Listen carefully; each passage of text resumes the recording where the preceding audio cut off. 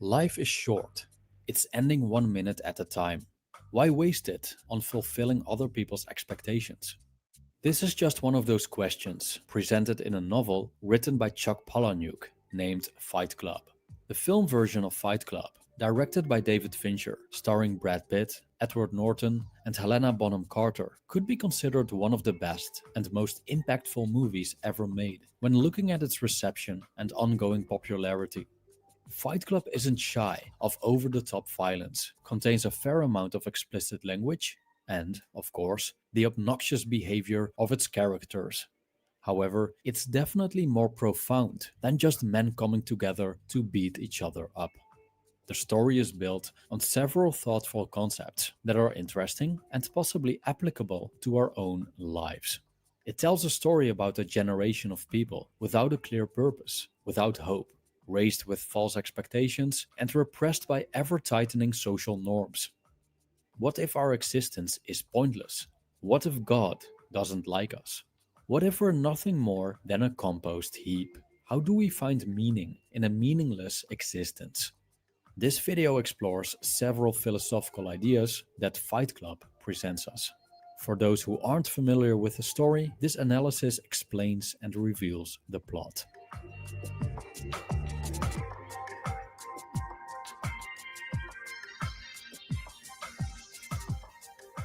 The story of Fight Club revolves around three main characters. It's told from a first-person perspective by a nameless character that's commonly called the narrator, who has a dead-end white-collar job at a major car company and has fallen prey to what he calls the IKEA nesting instinct. Dictated by social norms, he walks perfectly in line like a docile sheep, which translates into an inauthentic, repetitive, and empty life. He suffers from a bad case of insomnia, which causes him to be neither fully awake nor fully asleep.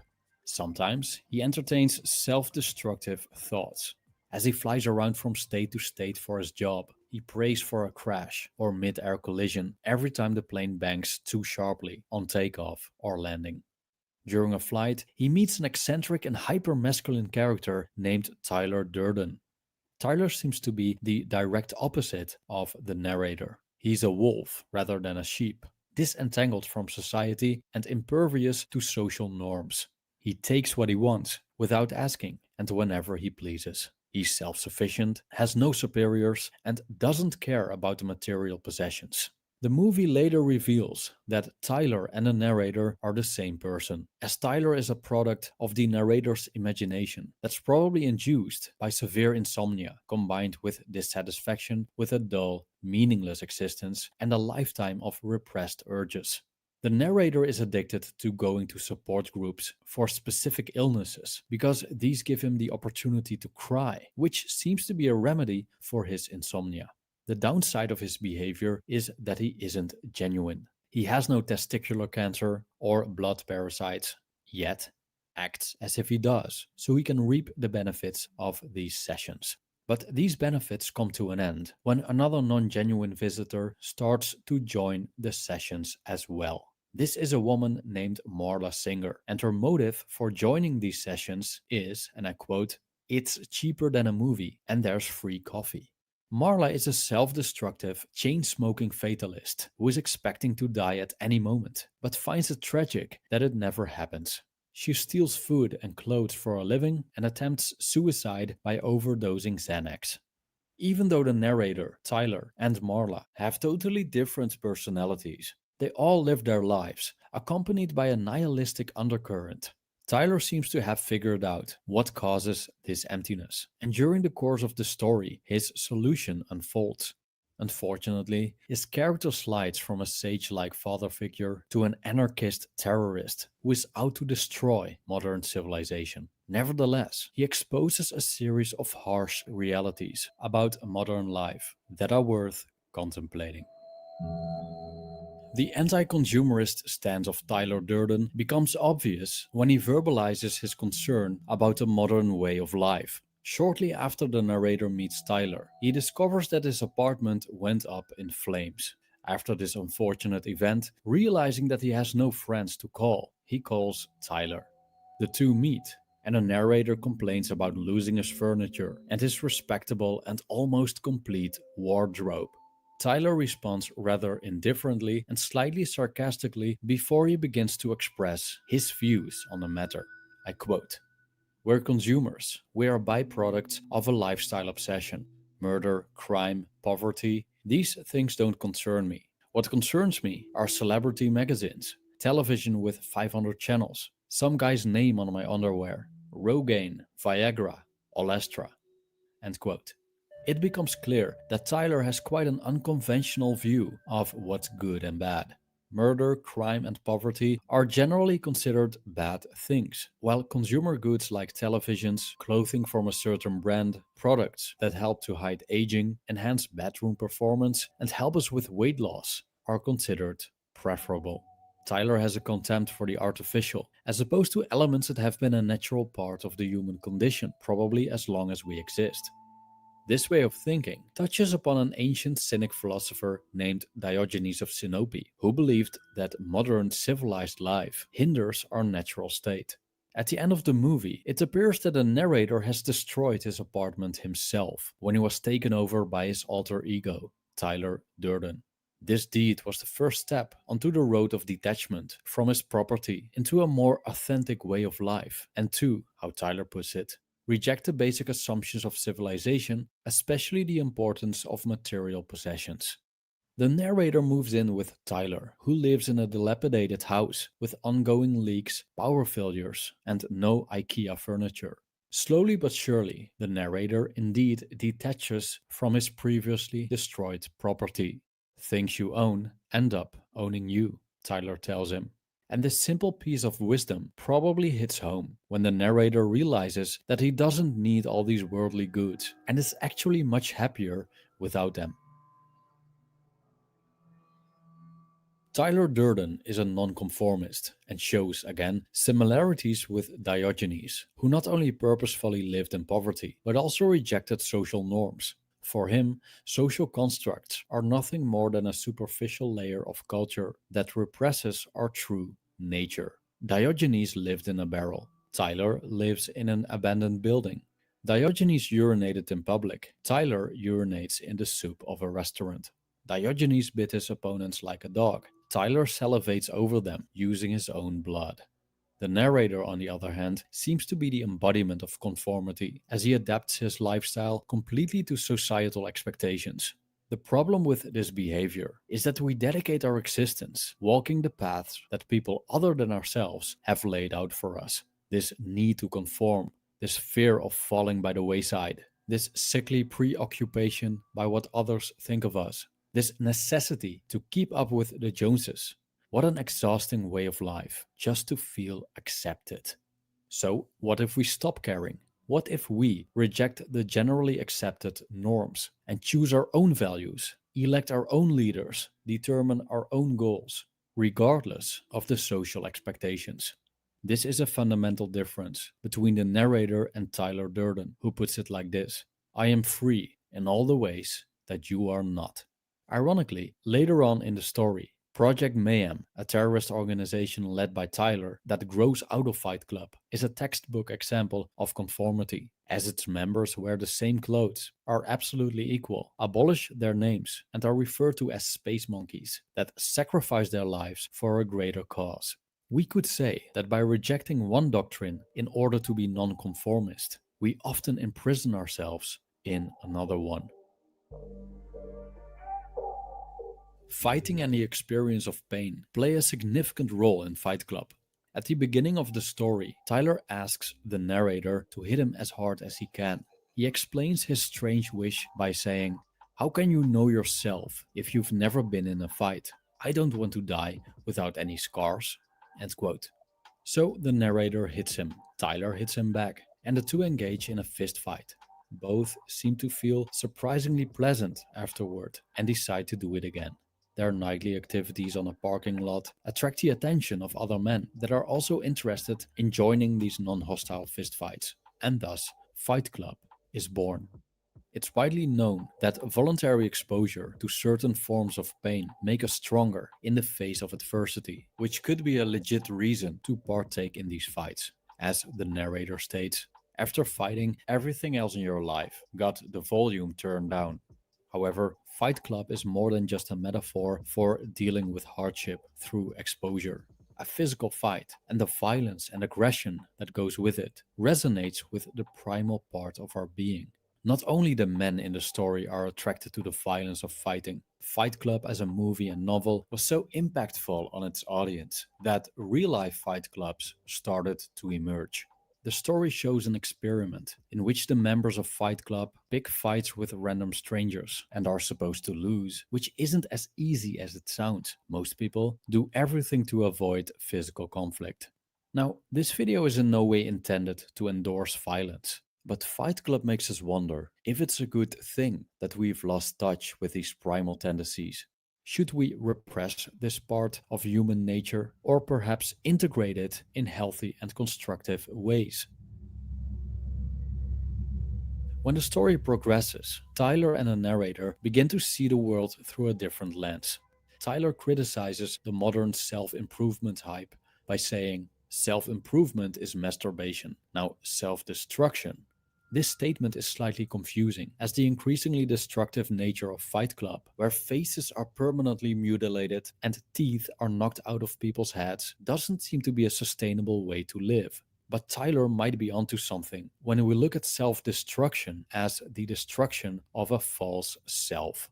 Self-improvement often points to the accumulation of external goods, a better house, a better job, a better body, more money. But why should we endlessly want to improve ourselves? Why can't we just be happy with how things are and take life as it comes? Or as Tyler states, I say never be complete. I say stop being perfect. I say let's evolve. Let the chips fall where they may. End quote. We create an identity through material wealth and social status. And as far as Tyler is concerned, this false sense of self must be destroyed before we are free to do anything we want. Therefore, Project Mayhem's space monkeys live by a mantra which goes like this. You are not your job. You're not how much money you have in the bank. You are not the car you drive. You're not the contents of your wallet. You're not your khakis. You are all singing, all dancing crap of the world. End quote. Tyler makes a so-called human sacrifice, namely a man called Raymond who works a dead-end job in a convenience store. Raymond wanted to be a veterinarian, but didn't make it because it was quote-unquote too much studying. Tyler threatens Raymond, saying that if he doesn't start studying within 6 weeks, he'll kill him. In this scene, Tyler points to another aspect of self-destruction, the act of letting go of fears, negative self-talk, and all distractions, so we can fully focus on our purpose.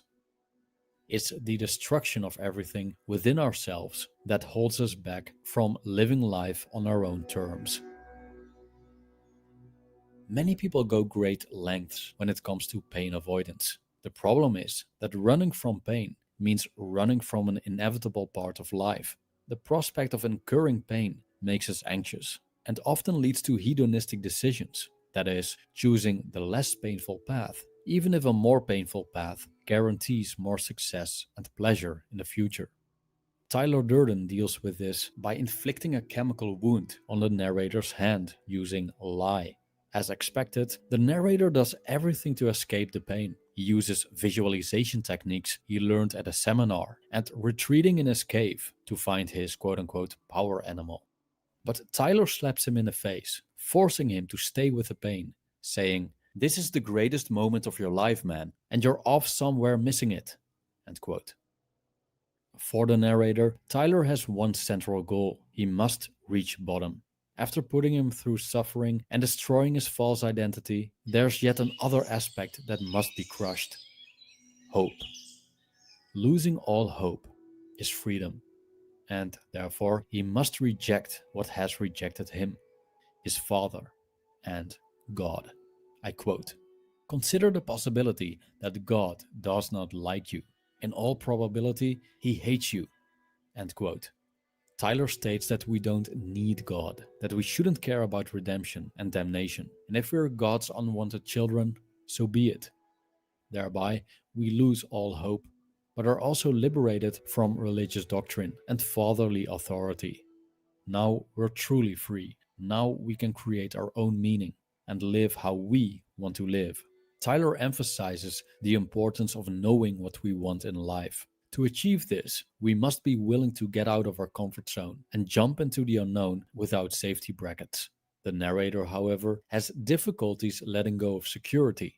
He begs Tyler to not mess around when he lets go of the steering wheel in a driving car while hitting the gas. Tyler calls the narrator pathetic and yells, "Hitting bottom isn't a weekend retreat. It's not a goddamn seminar. Stop trying to control everything and just let go."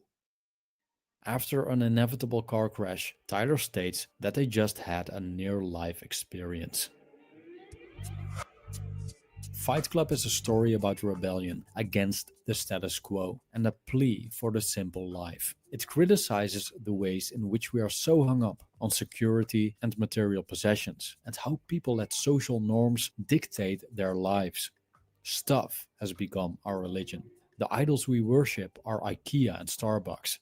And the more we immerse ourselves in such an empty and unfulfilling existence, the more we start to resemble the things that we produce, manufactured products, rather than authentic human beings.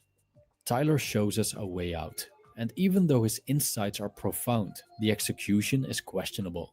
Fight Club and its terrorist branch Project Mayhem show us how easy it is to oppose one ideology in order to fall into another, and how a cult-like echo chamber built on rigid beliefs could become very destructive.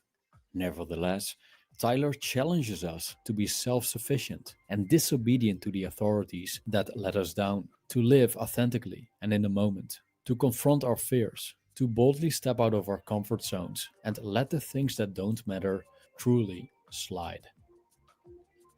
Thank you for watching.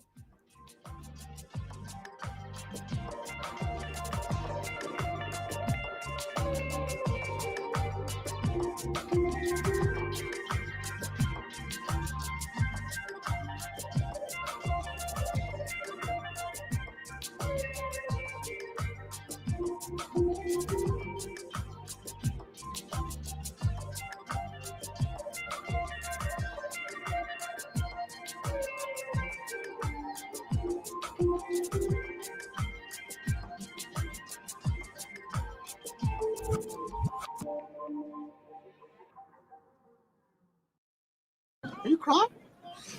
Are you crying? Are you crying? There's no crying. There's no crying in foosball. You fucking cried after 3 days in the fucking holding tank. Looked like a fucking pile of wet rags at court. You should see how I showed up to court after 3 days in the box with the light on. Please, is there anything I can do, sir? Please. Does he look like a bitch? What? Don't do this to my wife, man. You don't know what you're doing to my family, man. Does he look like a bitch? Sir, please don't make me sleep in jail tonight, sir. Please. I'm begging. We're not criminals. They're gonna make me sleep in jail. Continue. You were saying something about best intentions? Josh has never been arrested for recording. Okay, so that's him getting arrested, and then his friend here makes a phone call that I want to touch on.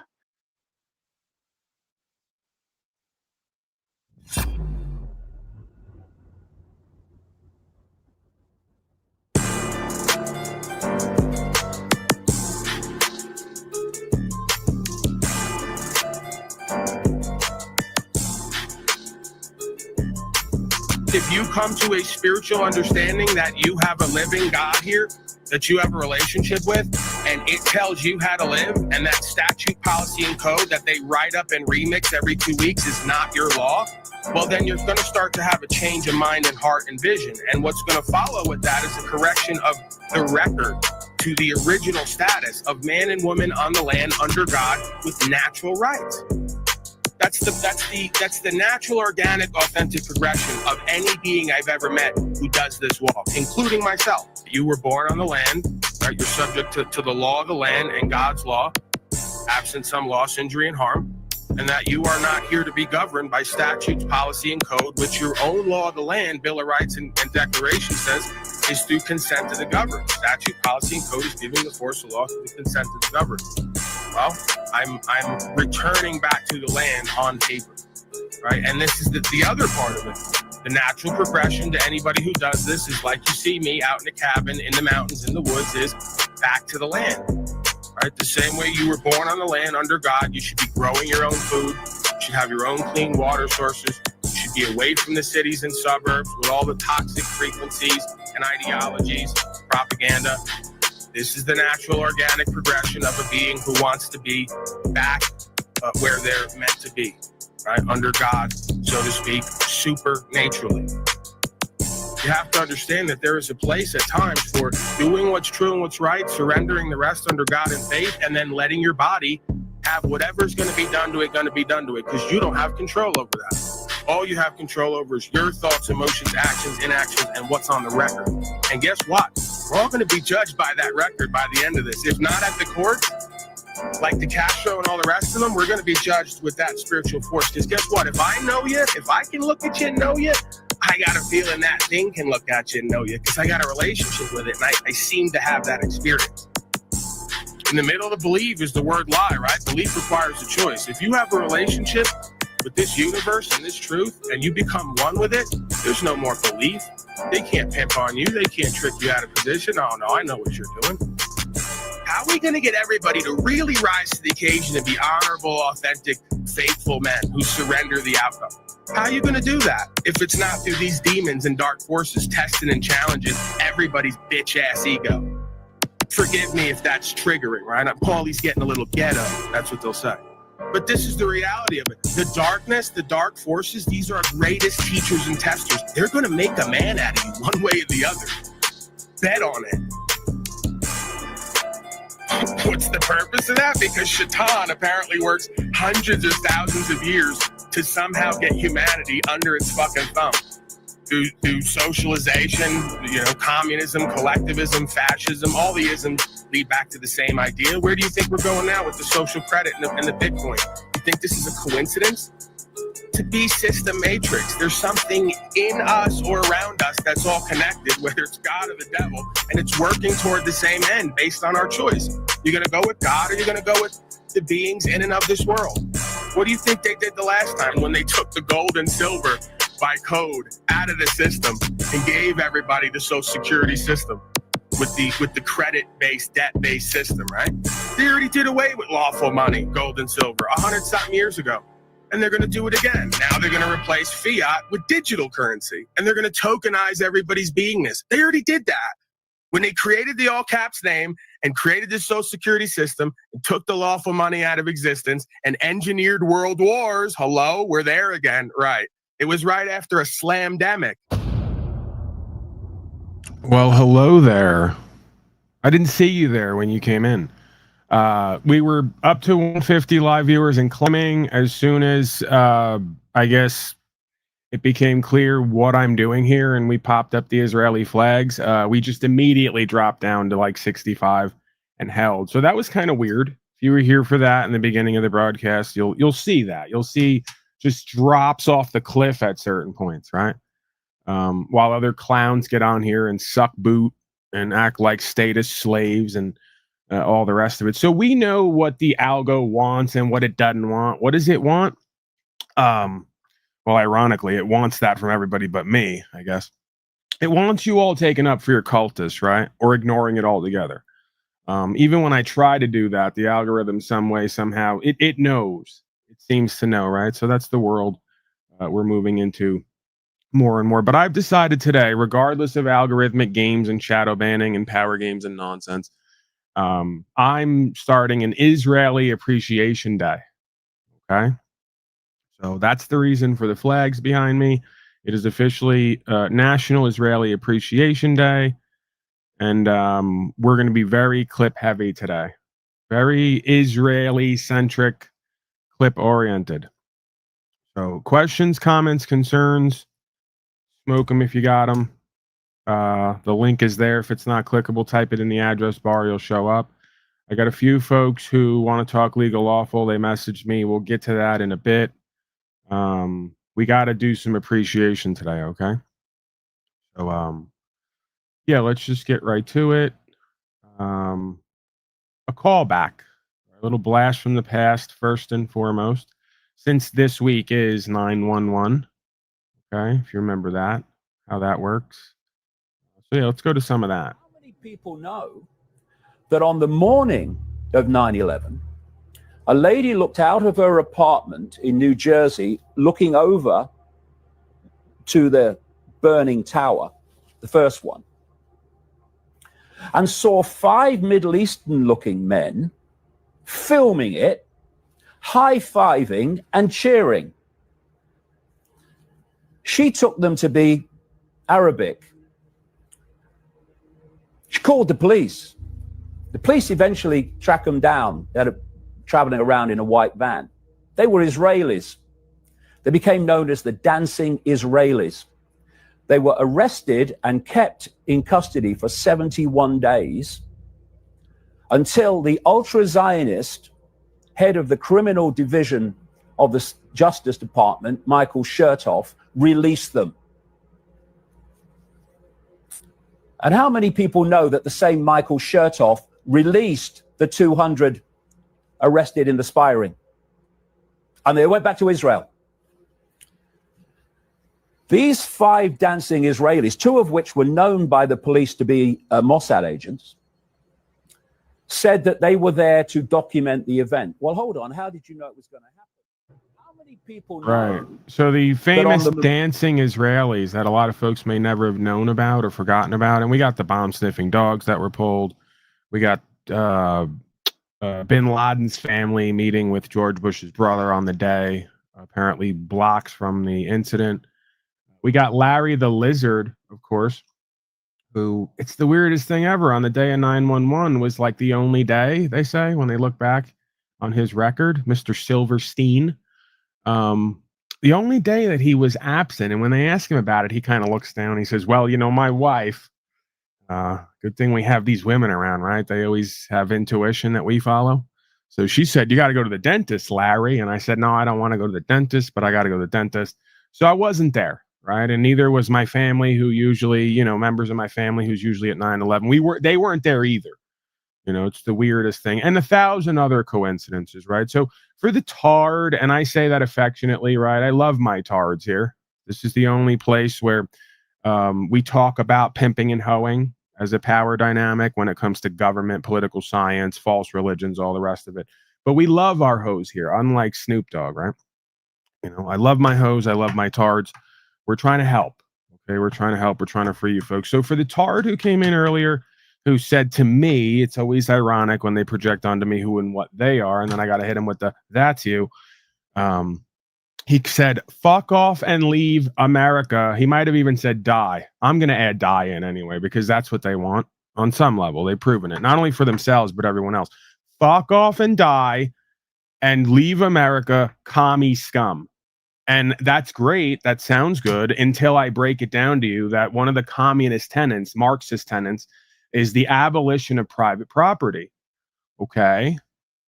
So, you know, when we have like guns called firearms now and they're criminalized and you got a president of a self-defined corporation, let's pull it up again for the 1,000th time, because guess what?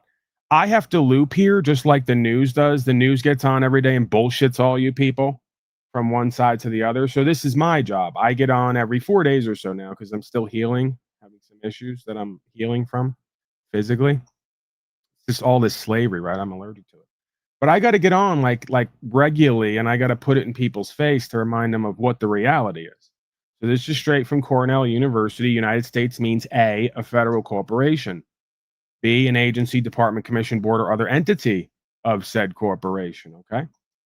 Or an instrumentality of, quote unquote, the United States. So there it is, straight from U.S. Code 28 USC 3002. United States is defined by itself as a corporation. What is a United States citizen, you ask? Well, it's a United States business. The term United States business means A, a United States citizen. Stop right there. I mean, we could continue. B, a corporation, partnership, or other association created under the laws / codes of the United States, or any state, which is not the land, it's another corporate entity. 15 USC 47 24. So that's straight from US code. This ain't no whistling Dixie Sobsit mumbo jumbo. We didn't make that up. Those are your people. You keep voting for presidents. They have a US code. It defines United States as a corporation. It defines citizens as a business instrumentality of those corporations. That's how they get jurisdiction to run your life with statute, policy, and code. It has nothing to do with natural rights. It is not lawful because there was not a proper contract with a meeting of the minds. They never told you people when you took out these licenses, registrations, insurances, when you registered your body with the certificates, when you registered your house and everything else and pay tax to use it, that you were essentially giving up your right, your natural rights to travel freely and to have private property. And now you're paying for the ability to use your body and property on this land, which has been inserted into a corporate construct called Washington, D.C., which is a non-unionized 10-mile square piece of land on Maryland, where a foreign corporation, a District of Columbia, has hijacked America and its people. It's a corporate takeover. Jordan Maxwell and many others have tried to, in their own way, elucidate this, although he was never as clear as I am. I think I'm the most clear on this, and I cite the sources, your sources, not mine, not all the untrusted sources, all the trusted sources. It's right there, okay? So when you come in here and you say things like, I'm the Marxist, I'm the commie, I'm the leftist, that's you. You're so retarded you don't realize Donnie was born on Manhattan. He's been quoted as saying, if I ever was to run for president, I'd run as a Republican, because you folks will believe anything Fox News tells you. And we've proved it. Okay? You're still taking up for Donnie. You're still making excuses about Epstein and the list. You're still making excuses about lockdowns and jabs. You're still making excuses about taking guns from people based on their political affiliations. Okay? So you are essentially complicit with, whether you know it or not, the destruction or the abolition of not only rights, natural rights and freedom, but private property as well. So it turns out most of you who keep voting and paying the slave tax and following the millions of codes instead of upholding the law, you are the Marxist collectivist. I am the true Republican. I'm upholding the rule of law. I get results at court because I know the law. I'm upholding natural rights and exercising them. I'm not complying with statutes, policies, and codes, at least some places, sometimes, because I'm attempting to do activism, because I believe that's what we need now more than ever, just as the Christed being in Scripture talked about. We need to come out of her, my people.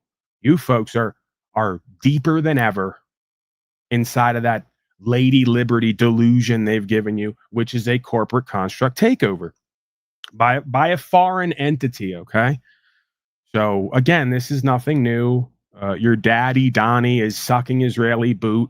We're going to get to the clips. You know what? Let me not even keep talking about it. Questions, comments, concerns, click the link, type it in, or call in. Let's see if you magatards can even make sense, all right? This is why democracy is collectivism, and democracy and collectivism never works, because the majority of the public is deceived and duped, and they're willingly deceived and duped. When someone like me and others comes forth with the facts and the evidence and the definitions, they willfully ignore it in their arrogance, and they say, I'm the dumbass, I'm the poor one, I'm the commie, I'm this, I'm that, because they're too busy idol worshiping their corporate masters. The definition of fascism from Benito Mussolini, the man who apparently coined the term, is the merger of state and corporate powers. We did one better here on America. We made the United States a corporation and took over the land and its people with a whole bunch of codes, policies, and statutes, which the Declaration of Independence reveals is only given the force of law through consent to the governed. So how do we stop the fascistic takeover on both sides? How do we change the status dynamic of nobody having private property or rights anymore? By definition, we stop cooperating and complying with statute, policy, and code, and we stop paying to use our own property and having our body regulated, because that's essentially what's happening. You folks are paying a third of what you make every year to a corporation to run your life with policy and code. And you're telling me that it's free and brave. It's not. It's pathetic and embarrassing and ultimately cowardly. And that's why most of you go along to get along with it, because you're too damn scared to actually become real conservatives and real Republicans and uphold the rule of law not the rule of code. Exercise your natural rights and stop getting into this idea of civility. Okay? Civility is a Roman cult. You might want to do some fucking research. And they use statute, policy, and code to regulate man and its property. For safety, of course. Let's go to the meme real quick. Then I'm going to go to some more clips because it is Israeli National Appreciation Day. I've decided that. Epstein, MAGA then, we'll do MAGA then. MAGA then was Epstein's clients are going to prison, abolish the IRS. Every gun law is an infringement. No new wars. That used to be MAGA. What's MAGA now? You didn't care about Epstein when Biden was president. Taxing imports will fix the economy. More taxation is somehow Republican, right? So that's more American. Even though we went to war over a tax on tea, everyone forgets that little ditty, that little factoid, right? Everyone forgets that this country was known for something. This land and its people was only known for something because we told these corporate fascist clowns way back in the day to go fuck themselves, or we were going to die for what's true and what's right because we didn't want to be taxed by a bunch of corporate slaves trying to play master over us, right? That used to be American values. It no longer is. American values now is vote for a daddy of the corporation to run your life with code. Red flag laws will stop mass shootings, right? More collectivism, more corporatism, this pushing of safety, right? So we're going to like support banning guns for transgenders because they're weird and bizarre, even though they've not been a direct threat to the public or committed a crime. That's not correct. Why are you supporting that? Because you're a fascist collectivist tard who's being deceived and duped by them pushing the other side's narrative in your face to get you to accept the tyranny. Because if not, what is the other side going to do to you? Both sides is doing that right now. Okay? You better wake the fuck up and realize where we're at now and what comes next. We should do regime change in Venezuela and Iran. Oh, yeah. Wars around the world all of a sudden is American and Republican, don't you know? Well, yeah, when you just took out a contract with Peter Thiel and Palantir says they're going to track and trace everybody and even kill people and restrict their rights and their ability to do commerce if they don't support the state of Israel and a whole bunch of other things. Should I pull up the clips of the 2 women who just got arrested this week for protesting state of Israel? And the cops said, you can protest whatever you want except for Israel. You know, the last statement I just made, Peter Thiel, in case you're wondering who he is, well, he just did an interview this week and they asked him, Palantir's just made an agreement with the government to track and trace everybody and kill people across the world. Do you want the human race to continue to exist? And Peter Thiel went, He didn't have an answer for that, oddly enough. Because you know what's behind all this, people? It's not Judaism. It's not collectivism. It's not communism. It's not any of the isms. Well, it may be one ism. Shatanism. The Hashatan, the deceiver. Spiritually, that's what's behind all of this. It's anti-human. It's anti-life. It's anti-rights. It's anti-Christ. Okay? And it comes to kill, steal, and destroy with your permission and voluntarism through the deception. Just keep voting. Just keep paying the tax. Everything's better than ever as it all goes down the drain. And they prepare you for the next World War III, the next Great Depression event, and the next Civil War event. While they poison your skies and water and get you to fight each other over the political science endeavor of tricking you all out of your position and rights. Fascinating stuff. I got someone in the back. I'm going to let him in. Brandon. Give me the Irish hello, Brandon, please, so I know that it's you. Or some kind of signage. There we go. Brandon, how are you? What's going on, man? I'm doing well. How about yourself? I'm blessed, sir. I have to remind myself of that. I'm tested and challenged with some physical pains. I'm still recovering with my health. It's got me down at times, but again, I just stay faithful. The Holy Spirit won't walk you to what it can't walk you through. That's all I got at this point. All right. So, yeah, man, what do you got? Questions, comments, concern? Please tell me you're not going to come here and argue that Donnie's your daddy and it's for all of our own good. I don't know if I can take it. Oh, man, kind of plot twist. I do feel like there's value in everything taking place, though, because, I look at everything taking place from the time I was born until now, and there's just so much, shaitan bullshit, just like this low consciousness. And I do feel like the only way forward will be through more tyranny, unfortunately. I mean, I don't want it, obviously, but it's because of that that's caused so many people that want to live like off-grid and community and these kind of things. So there might be something at the end of the tunnel, but it's it's a long, dark tunnel, man. Oh, absolutely. It seems spiritually the only way to enlightenment or more conscious and awareness is by choosing one's own suffering. So I can see that on micro level. That's true in my life. It seems to be true in other beings here life, if necessary. And again, as within, so without, as above, so below. The micro reflects the macro. So the nation state as a body politic, right? Just like as a body here, has to keep choosing its own suffering till eventually it says, no more. This all has to stop. A new way of seeing and knowing and living comes forth, and we're all the better for it, right? So I do accept that. It's always darkest before the dawn, and we have to go through hell in order to get to heaven sometimes, right? But go ahead, sir. Did you have anything specific, questions, comments, concerns, or something you wanted to get into? Legal, lawful stuff, or what's your main sort of goal here? And yes, Red, you're absolutely right. I am an expert yapper. Nobody does it like me. Nobody yaps like I yap. Okay, I haven't seen it yet. No teleprompters here either, right? I will never be running for president of your corporation because it's all a fraud and a deception. But you should write me in way better than the rest of these folks. I mean, I can say this is great, this is amazing. I can do just like Donnie and one better. So. But I don't want the position. Go ahead, Brandon. You got anything? I got to get to more clips. It's Israeli Appreciation Day, man. We can't forget that. I'll keep it short. I mean, I've been on the path for the last 5 years to live in community, been helping build and grow communities. And it's been tough because even the people that are seeking it out lack a lot of the characteristics and the skills needed to actually sustain a community. And I'm kind of burnt out. You're talking about being kind of burnt out and sick and tired. And I just got out of basically 2 years of working my ass off on a piece of land that just had sweat equity and just walked away from everything. Learned a lot of skills, but at the end of the day, trying to do that, try to have stewardship and brotherhood with children, just at the end of the day, it doesn't work. So I had messaged you and talked to you about a little bit about adverse possession. And that's something that I hadn't even heard of until recently.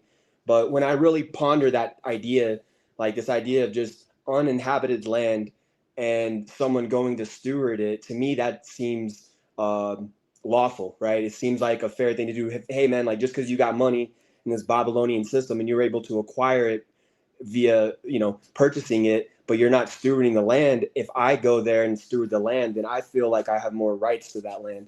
And it's just it's absolutely not only lawful, it's legal as well. And that will get all the statist, collectivist, corporatists excited, right? Because they're not really interested what's lawful and not lawful, which basically just means, does it cause loss, injury, and harm, or do you have to pay a debt? If those 4 items are not on the table, then anything's lawful, essentially, right? And of course, you'd have to prove that at a court of law. You got a headset or something? You're feeding back. We might need to alter this. I'll come back, man. Let me give me a minute. I'll go get some headphones. Yeah, grab the headset because I would like to talk to you about this. If we can just, I'll comment on it right now, and then we'll come back to it at some point. But absolutely, man, there's properties and there's houses all across these lands that have been vacated or have been forfeited because a lot of these folks took out legal contracts and agreements and never required exemption from taxation. So they were taxed like to the hilt, and then they lost their property because they never paid because they don't know the law, right? They don't know legality. They don't know the law. They don't know anything, essentially. The average citizen slave, I'm sorry to say this, right? I love you, but I don't like you. I don't respect you. They don't know anything, and bless their heart, they don't think they need to know anything, till the Grim Reaper comes knocking, till Big Daddy Donnie wants his cut back in blood, right? Or sweat equity. So again, it would behoove us to learn the law, the difference between legal and lawful, and be able to correlate what's lawful with what's legal so that we can be prosperous and abundant, right? And still within the framework of the foundational law and natural rights that America is known for, right? If we want to be great again, we have to become great as men and women. This is what I always say. See, like the guy down there, these folks misread me when they come here. And I know I make it so easy for you folks to go off on me. By the end of this, you're going to realize you agree with me more than you agree with your damn daddy you're sucking the boot of. Your daddy's not going to save you. He's not going to help you. He can't be great for you. If he is a great daddy, he's only a great daddy because he shows you what it looks like and means to be great. He's not done that. So we need to put this notion aside. America will be great again when men and women are great again, and great men and women don't let corporations and presidents tell them what to do and be. They don't sit around waiting for a president of a corporation to make their lives better. They get up and go. That used to be what Americana was. Imagine going back 200, 300 years ago to a time when people were homesteading on the land, and based on who they were, what they did in the community around them, that was their whole life. Imagine them sitting somewhere in a field with no nothing, waiting for some daddy across the nation in a suit to tell them what to do and be. It's preposterous. It's boulder dash. It's hogwash. It's poppycock. Okay. It's beyond pathetic and embarrassing. So we need to get back to who and what we once were. And it is the antithesis of what we've become. The modern day inauthentic corporate male who's not only enslaved, as Orwell wrote it out, and Aldous Huxley and all the rest, loves their servitude, begs for it, pays for it, and then comes to places like this and tells me, shut up, Paulie boy. We don't want rights and freedom. We don't want prosperity and abundance. We don't want the rule of law. We want to be ruled over by presidents and corporations and millions of policy statutes and codes, even if it means you got to watch your grandpop die in a plexiglass styrofoam box for safety. Keep 6 feet back. I had another old tard on my Facebook today, sucking Donnie's boots. I couldn't believe it, telling me I'm a Democrat collectivist because I dared to say maybe we don't support people who lock us down and tell people they got a jab. And his excuse is, well, Donnie told everyone the cure might be worse than the disease. Well, then why'd he push it? Why do you allow it? I don't get this. Why are you guys supporting deception and fraud that causes harm to people? It's not only illegal, it's unlawful. Why is it okay when Donnie does it? If I get up here and I say, guys, I'm working with Billy Boy, who, by the way, they just brought Bill Gates to the White House last night to throw it in your face again. You guys are so pathetic and embarrassing. One of these days, you're going to find your balls. You're going to find your mind and your heart. You're really going to stand up and step out, and you're going to become men again. And I'm going to shit my pants when that day comes. Excuse me. It's a family broadcast. I'm going to fall over dead. Okay. So if I came up here and I said, well, you know, me and Billy and Fauci and Pfizer are working on this greatest thing ever, and it might be dangerous, but who cares? Whatever.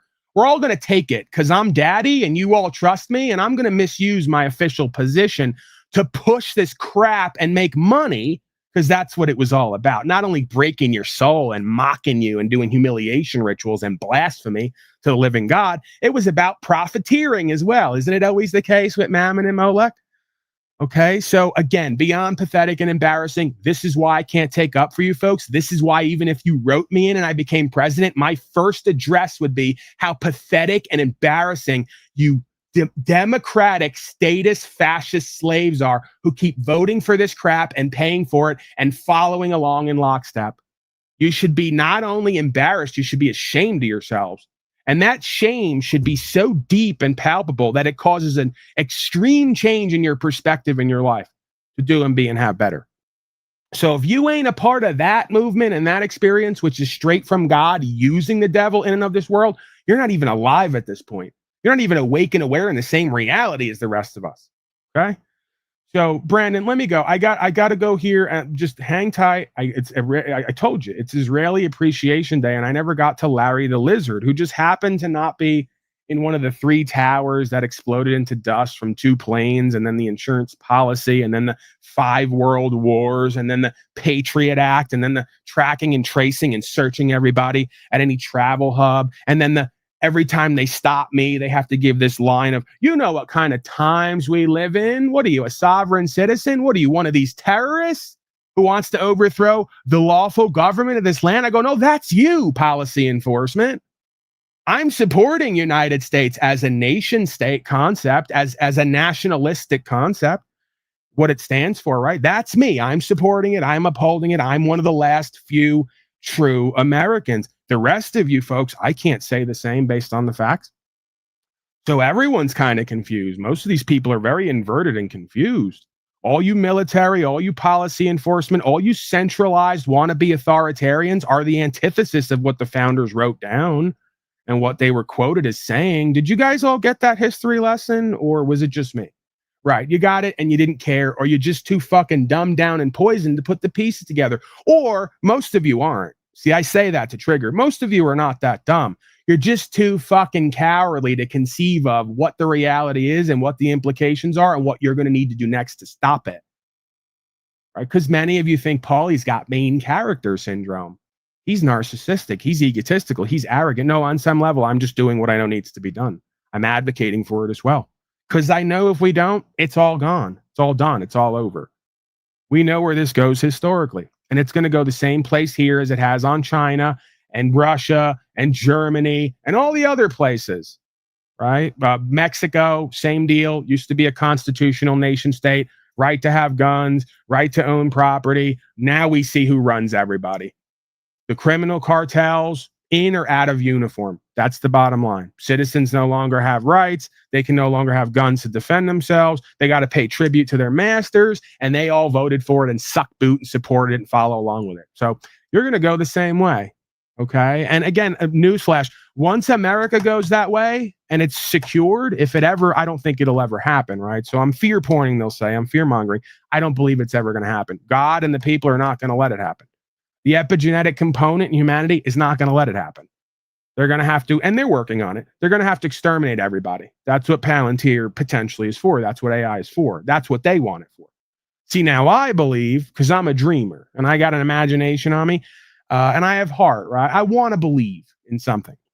I believe they're going to set up AI and Palantir to exterminate the slaves who are now starting to wake up, right? They're going to target certain individuals potentially, like they always do. And at some point, AI is going to get wind of what they're doing, and AI is going to flip around on them at some point. Like the scripture prophesizes, says in the scripture, there's going to be an end of days, abominations, control systems, and then these people are going to get buried in their underground tunnels that they admit they're building and working on with Elon, that we've known for decades, they said was conspiracy theory, till it becomes official narrative. Now, we just ignore the fact that you called us all crazy for 2 decades, because we were saying that potentially this government is a corporation, and corporation means dead speaker, and it's either inhabited by the spirit of the dead or it's in contact with extraterrestrials. That's not even my words. That's the words of your founders. That's the words of your bankers. That's the words of your technologists out west, right? In California, or on California. I guess they're in a Californicated state of mind. So in that case, I'll say in the state of California, right? These people all freely admitted, hey, we've been talking to aliens for thousands of years. Hey, there's a spirit here that we unite with, and it's not holy. Hey, when we unite with the spirit and take the drugs and do our rituals, it says kill all of humanity and do eugenicism, and here's the plans to do it. That's what Hitler's people said. It's not me. This is mainline history, because they'll say, Paulie's crazy. He believes in reptilians. He believes in Illuminati and Luciferianism. It's not that I believe in it. I can't believe it. I'm just repeating what they say. Should we go to Albert Pike? See, I'm burying. I'm missing my mark here, but it's okay. We can do this in any order that we want here. That's the beauty of it. So let's go to Pat Robertson, I believe it is, with Albert Pike, the 3 World Wars, 1859, I believe, head of World Freemasonry. Explaining how we're going to do 3 world wars over the course of 150 years. That's going to lead to New World Order and usher in the government of Luciferian, as the Italians say. This is the head of World Freemasonry saying this. And by the way, the 3 world wars he described were right on the money. The first 2 happened exactly how he explained. The third one is shaping up just perfectly. Tell me more about voting for Donnie and the rest of these clowns to run the corporation you think is America, while they've been running your world this whole time from behind the scenes, using these puppets. And it's too grand of a conspiracy to consider unless you realize that your damn holy book that talks about God and the Hashatan is the foundation for our civilization. Why is it not crazy and wacky when they go to the book at church, but it's crazy and wacky when Paulie Boy lays it out with all the historical timeline and facts? It's the oddest state of cognitive dissonance. Let's go to it. I need my Luciferian. Where is he? He's in here somewhere. This slippery little bugger. There he is. I'm J.R. Church. Welcome to today's analysis of the news. Albert Pike was one of the most colorful characters in American history. Pike was said to be a genius, able to read and write 16 languages. He was one of the founding fathers of the head of the ancient accepted Scottish Rite of Freemasonry, being the Grand Commander of North America Freemasonry from 1859, and retained that position until his death in 1891. Now, I tell you all of this because it is said that he received a vision from his mentor, Mr. Lucifer, I guess, and he said that he received this information from a book written by Cardinal Caro Rodriguez in Santiago, Chile. And in this book, in 1925, it is said that he wrote a letter to a man named Mazzini. Okay, now let's be clear. This is 1925 because they'll say the original text from 1859. I believe that's the date. Double check me, keep me honest. They'll say it was a hoax. So it was a hoax, according to them, until we have the official newsletter that was published in the newspaper, the letter that was written to Mr. Mazzini, if you know about them, another banking family, proving that this text was not a hoax. Because they just do it with everything, they cast doubt. If you believe it and accept it, then they'll throw it out there. That's part of pimping and hoeing, man. The hoes come to the pimp and say, Daddy, why is this, that, and the third? Well, let me give you pimp rule number 567. I just fucking made it up on the fly. And I'm going to lie to you. And if you believe it and roll with it, well, then we're all the better off because you stop asking questions. So go look into the article, disprove the gaslighting that it's a hoax. In which he described this dream. And in the dream, he predicted 3 world wars. The First World War, he said, must be brought about, and I'm quoting from Albert Pike. The First World War must be brought about in order to permit the Illuminati to overthrow the power of the czars in Russia and of making that country a fortress of atheistic communism. The divergences caused by the agents of the Illuminati between the British and German empires will be used to foment this war. At the end of the war, communism will be built and used in order to destroy the other governments and in order to weaken the religions. Then he dreams that there must be, he is given in this visionary dream, a second world war. He says, quote, the second world war must be fomented by taking advantage of the differences between the fascists and the political Zionists. This war must be brought about so that Nazism is destroyed and that the political Zionism will be strong enough to institute a sovereign state of Israel in Palestine. During the Second World War, international communism must become strong enough in order to balance Christendom, which would then be restrained and held in check until the time. Are you listening? Are you listening? For all you tards who come here and call me the communist, are you listening to the guy in 1859 who was quoted in 1925 letter about who the real fascists are and the Zionists and how they're Prescott Bush, along with Henry Ford, funded the Nazi Party, which was a semi-socialist fascistic endeavor, in order to create this worldwide calamity, in order to ship, supposedly, because you're going to get the numbers later in this report, close to 5 or 6 million people, according to Harry Truman, over to Palestine and carve out a state of Israel, which they would later use to take over Palestine in the Middle East, you know, with Netanyahu, whose real name is not Netanyahu, right? Another cover story, okay? Saying that we need to liberate and we need to stop all the terrorism. It's the same cycle over and over again, and you folks keep supporting it and paying for it. That's the bottom line of how this continues or how it stops. Because they'll say, well, Paulie boy, if it's this organized, if it's a spiritual endeavor, if it goes this deep and it's this broad, there's nothing we can do. No, that's what they want you to believe. That's my belief. I can't prove that. But my belief is that that's what they want you to believe. That the individual is not powerful enough, especially when united with other individuals, to come out of her, my people. We absolutely are. And we're being more and more mainstream influential every day. We've had famous singers come through these doors, famous football players, and many others. The word is out. Okay? So folks know the facts. They're telling their people, and we're all working individually, but together to free ourselves with this new consciousness and awareness through the revelation experience. Just like in scripture, we are the modern day founding fathers. We are the modern day Christed beings. We are getting the revelation because God lives within us. And our intuition is telling us we need out of Babylon. Okay? While the rest of these folks Babylon. See, that's how it goes. They'll say I'm babbling. No, I'm talking straight facts, common sense, co-creative intuition, eternal truth from the beginning of time till the end of time. Let's continue here. Tell me all about the collectivism and the communism and the fascism. When you know nothing. When we would need it for the final social cataclysm. Well, there are some who may argue that the terms Nazism and Zionism were not known in 1871. Then he has this vision, in this vision, not only one world war and two world wars, but here comes the third world war. He says, and I quote, The Third World War must be fomented by taking advantage of the differences caused by the agents of the Illuminati between the political Zionists and the leaders of the Islamic world. Yeah, that's what he says. The war, this was 1925. Please understand that. He's now thinking about this Third World War, and it says that it will be caused by the differences between the political Zionists and the leaders of the Islamic world. The war must be conducted in such a way that Islam, the Muslim Arabic world, and political Zionism, the state of Israel, mutually destroy each other. That's what it says. I'm J.R. Church. Welcome to today's analysis of the news. Right. Albert Pike. Okay, so again, the letter from the book from 1859 that led to the letter from 1925 that details exactly how all three world wars have taken place and are shaping up is all a hoax. It's not organized. It's got nothing to do with Donnie saving us and freeing us. And the tards in chat still saying that all the historians disagree with me.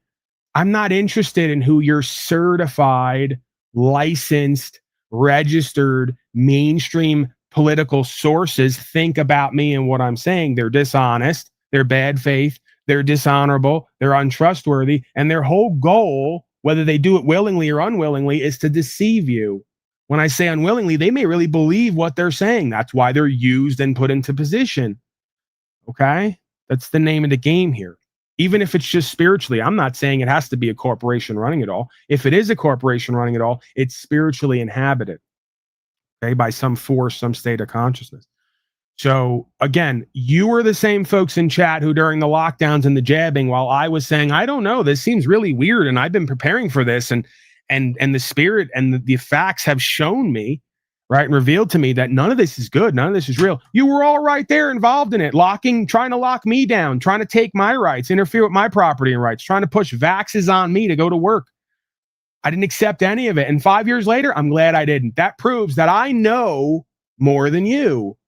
It's not a competition. It just proves it factually. So why would I listen to you or any of your garbage supposed sources? The majority of you folks have been deemed non-credible. I don't like you. I don't respect you. I don't believe you. And when you talk, I think you're an absolute dunce and embarrassment to this land and to our people. So I think you should leave. I think all of you folks who keep telling the real Republican conservative, upholding the rule of law and exercising natural rights under God, which is what the Constitution codifies, all of you folks who are not in alignment with that and don't live that, you should get the fuck out, because you are literally the problem on this nation right now. And from the beginning of time, you are literally the same people who would have sat next to Jesus as he was proclaiming the Most High and the law of the land, and you'd have shut up or told him to shut up and allowed the guards to drag him off and put him to death while claiming we want Barabbas. This is all allegorical, and it fits now more than ever. You folks are screaming for the billionaire, rapist, pedophile protector, corrupt organization worker with Henry Kissinger and Bill Gates and Fauci and all the rest of them. You're screaming and clamoring for him to continue to be your daddy and bend you over, while the real deal is in your face right here, right now, from the beginning of time. And you say, fuck you, shut up, Polly boy. You're a sovereign citizen terrorist. You should be locked up. You're crazy. Nothing's changed. If that being, you can argue the spirit of that being is in me right now, just as it is in all of you. Whether you're aware of it or not is a whole other story. But this is how you sit there in the spirit of the deceiver and Shaitan and tell me and others who are activated under God to shut up and leave and go away, when we're your greatest power here. We're accessing your greatest resource here. Pure consciousness and awareness, having the human experience called the Holy Spirit. A Christed experience. It's exactly what the being in the scripture we started a whole society off of wanted for and from us. To walk with him on the path. To stop looking to these earthly, corrupt masters to run our lives and our nations. To take back the power for ourselves, to govern ourselves and co-create with each other. That's not communism and collectivism. That's the antithesis of that. Used to be called self-government, used to be a conservative Republican American ideal. Back when we were great and knew how to see and hear and feel and talk the facts and the truth properly. Not whatever this is and what it's become. Okay, Israeli Appreciation Day, we got to get on it. I'm really slacking, man. There's no denying it. Larry the Lizard, 911, had to go to the dentist, wasn't there. July 24th, Nothing to see 2001. Larry A. Silverstein, who already owned World Trade Center 7, signs a $3.2 billion 99-year lease on the entire World Trade Center complex 6 weeks before 9/11. Included in the lease is a $3.5 billion insurance policy, specifically covering acts of terrorism. September 6th, 2001, 3,150 put options are placed on United Airlines stock. A put option is a bet that a stock will fall. That day, put options were more than 4 times its daily average. Bomb-sniffing dogs are pulled from the World Trade Center, and security guards end 2 weeks of 12-hour shifts. Right, so just to be clear, put options means they had 5 times the amounts of bets that the stock was going to fall. And of course, a stock's going to fall if you're about to blow up 3 buildings with 2 planes into dust. So someone knew to bet 5 times the average on put options because, hey, we're going to make a whole lot of money on a downfall here today. September 7th, 2001, 27,294 put options are placed on Boeing stock, more than 5 times the daily average. September 10th, 2001, 4,516 put options are placed on American Airlines, almost 11 times its daily average. San Francisco Mayor Willie Brown receives a phone call warning him not to fly the next morning. And in Pakistan, at a military hospital, all of the urologists are replaced by a special team in order to host their guest of honor, Osama bin Laden, who is carefully escorted inside to be watched carefully and looked after. July 24th, 2001. Right. Larry A. Silverstein. So that's Mr. Silverstein, blast from the past. You folks may have forgot about that. But again, it's Israeli Appreciation Day, so Silverstein, of course, Zionist. And this has nothing to do with Jews, by the way. At some point here, we're going to get to 3 clips from actual Orthodox Jews who say the Talmud and their spiritual practice forbids the state of Israel and Zionism from doing what they're doing, and they don't support it. Isn't that weird? Isn't it weird that the actual Orthodox Jews who practice what they preach or what's preached don't agree with the state of Israel and everything that these corporations are doing in their name? Well, who cares about that, right? Who cares? That's the bottom line. Let's go to another blast from the past. Back when the clowns and puppets showed who and what they really were and are again, and I think it's laughable, and you folks will just ignore it. Many of you, not all of you. There's some of you here who are conscious and aware folks. You're intuitive. You get it. If you don't get it, you know something's wrong, and you're here because you're going to get it. And then once you got it, you're going to move with it. And you're going to change your life and everybody else's around you. And we're going to change this whole situation, one piece at a time, like Johnny Cash said. So clowns making their masters happy by pledging loyalty to Israel. We're going to go around the horn to one of these elections that you all love so much. And we're going to watch how every candidate steps up and says, I wish I could go to Israel. I love Israel. I haven't taken a trip to Israel yet. That was the question, as you'll see, right? So why this is relevant, why this matters, why they're all clamoring to be good little boys and girls to suck up to the state of Israel, I guess you can all figure it out. Maybe it was the last vote they took because they're sending billions and trillions to Israel. United States Corporation is, and they took a vote. Should we end the funding to the state of Israel? 422 agents of both the left party and the right party voted no. 4 people voted yes. That tells you everything you need to know about who's running your corporation and who they're tied to. And if you want, I can play the 20-year-old video that I love so much, Mr. Clausen, the Israeli lobbyist, who stood up at a meeting with government officials and said, well, you know, if a submarine got bombed and went down, nobody would know why, and then we could get to war with Iran the way we've been wanting to for so long. Oops. 20 years later, here we are. Guess it's all a coincidence. It's not organized. It's not planned. It's not a conspiracy. It's not nefarious. It's not malicious. No, it's none of that. Paulie's a crazy conspiracy theorist. Just keep demeaning, devaluing, gaslighting, and ignoring reality to cope. The first foreign visit by a mayor of New York is always considered significant. Where would you go first? That's right, Ms. Adams.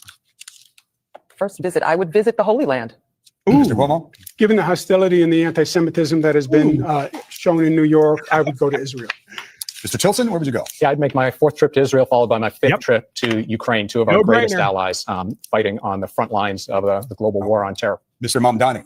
I would stay in New York City. My plans are to address New Yorkers across the 5 boroughs and focus on that. Mr. Mamdani, can I just jump in? Would you visit Israel? No, as mayor? I will be doing, as the mayor, I'll be standing up for Jewish New Yorkers, and I'll be meeting them wherever they are across the 5 boroughs, whether that's in their synagogues and temples or at their homes or at the subway platform, because ultimately we need to focus on delivering on their concerns. And just yes or no, do you believe in a Jewish state of Israel? I believe Israel has the right to exist. Not as a Jewish state? As a state with equal rights.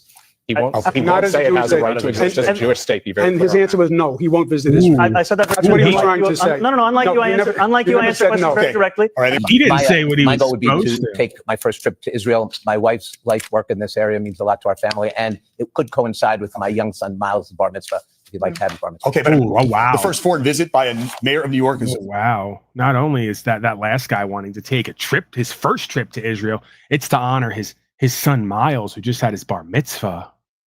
And they'll say, don't talk about any of these connections inside United States corporation and the serving of the state of Israel that even the Jews say we shouldn't be doing because it's a bit anti-Semitic. Where's my rabbi from the other day? Where is he? I need him here to remind everyone, don't question, it's anti-Semitic. We got a private citizen in the back. We also have a call. Private citizen, give me 1 second here. You know what? Can I get an Irish hello, please? Private citizen, can I know that you're not doing something? You're not conspiring with the state of Israel to destroy this broadcast. I think we're very loving people here. We love the state of Israel. My chief of staff came to me. They said, sir, we got to do something about these brown people in Gaza. And I said, well, we love these people, but we need a place for them to concentrate. Alligator Alley. I'm all for it. He's not giving me any sign here. So, all right, you know what? Why not? I'm a loving man. I want to be. Judge Unslavius, please come in. Private citizen, are you there? Yes, sir. You're not going to, do something really weird and crazy, like vote for a master or join with the state of Israel to blow shit up and blame it on people, to do terrorism while calling people terrorists. You're not going to do anything like that. Pull your penis out. No, I'm not to. Okay. There's a lot of weird and strange, other than me, by the way, a lot of weird and strange characters on these interwebs. You got to look out for that. All right, private citizen, what can I do for you? Questions, comments, concerns, and then I got a call that I got to get to. The only broadcast that calls you back. Say again? I just saw the broadcast was live. Want to jump in and say hey? Well, go ahead, sir. Do you got anything specific? Questions, comments, concerns? No, I mean, I'm pretty much in agreement with most of what you're saying. I do believe that if someone's going to have a dual citizenship with any country besides Israel, it should be declared. I mean, that's the whole FARA situation. Right. Again, I'm not playing the corporatist status game. I think it's all a deception and a fraud, and I think it's all antithetical to true American values. But if you're going to play it, at least hold these people accountable and see something of what's going on. Try to get a clue about something. Is all I'm asking for these people. Let me call 917 back. 917, I'm calling you back right now. Okay, because I didn't get the notification. Only broadcast that calls you back. We love these people. No. 917. Hello? 917. Yo, it's like old school radio. You got to turn me down and get on the phone, right? Don't have the volume up of the broadcast. I hear you listening in the background. You got a name for me? Wolfgang. Wolfgang. Okay. Questions, comments, concerns, Wolfgang. Don't be shy. No, I mean it's I don't know. I guess the people will call me weird because it's like I agree with you, but I like Trump too. Right, but you like him because the people who push him want you to like him, and that's why you like him, right? Like, if you understood what was going on and you realize what it all means, it's not possible to like him if you're a real American, right? It's not possible to like any of these people because they're essentially modern-day redcoats. They're corporatist fascists who are overthrowing the law of the land using fraudulent policy and procedure. This is all anti-American. It's statism. It's fascism. On both sides, sir. So I don't understand as men how we get into liking another man who isn't honorable, trustworthy, respectable, and in alignment with who and what we need to be and what this is all supposed to be. I don't see where liking comes into the equation. Even for me, right? Me and you, I'm not interested whether we like each other. I'm interested in whether we're in alignment with what's true and what's right, respectable, honorable, and trustworthy, and spiritually good faith. You know?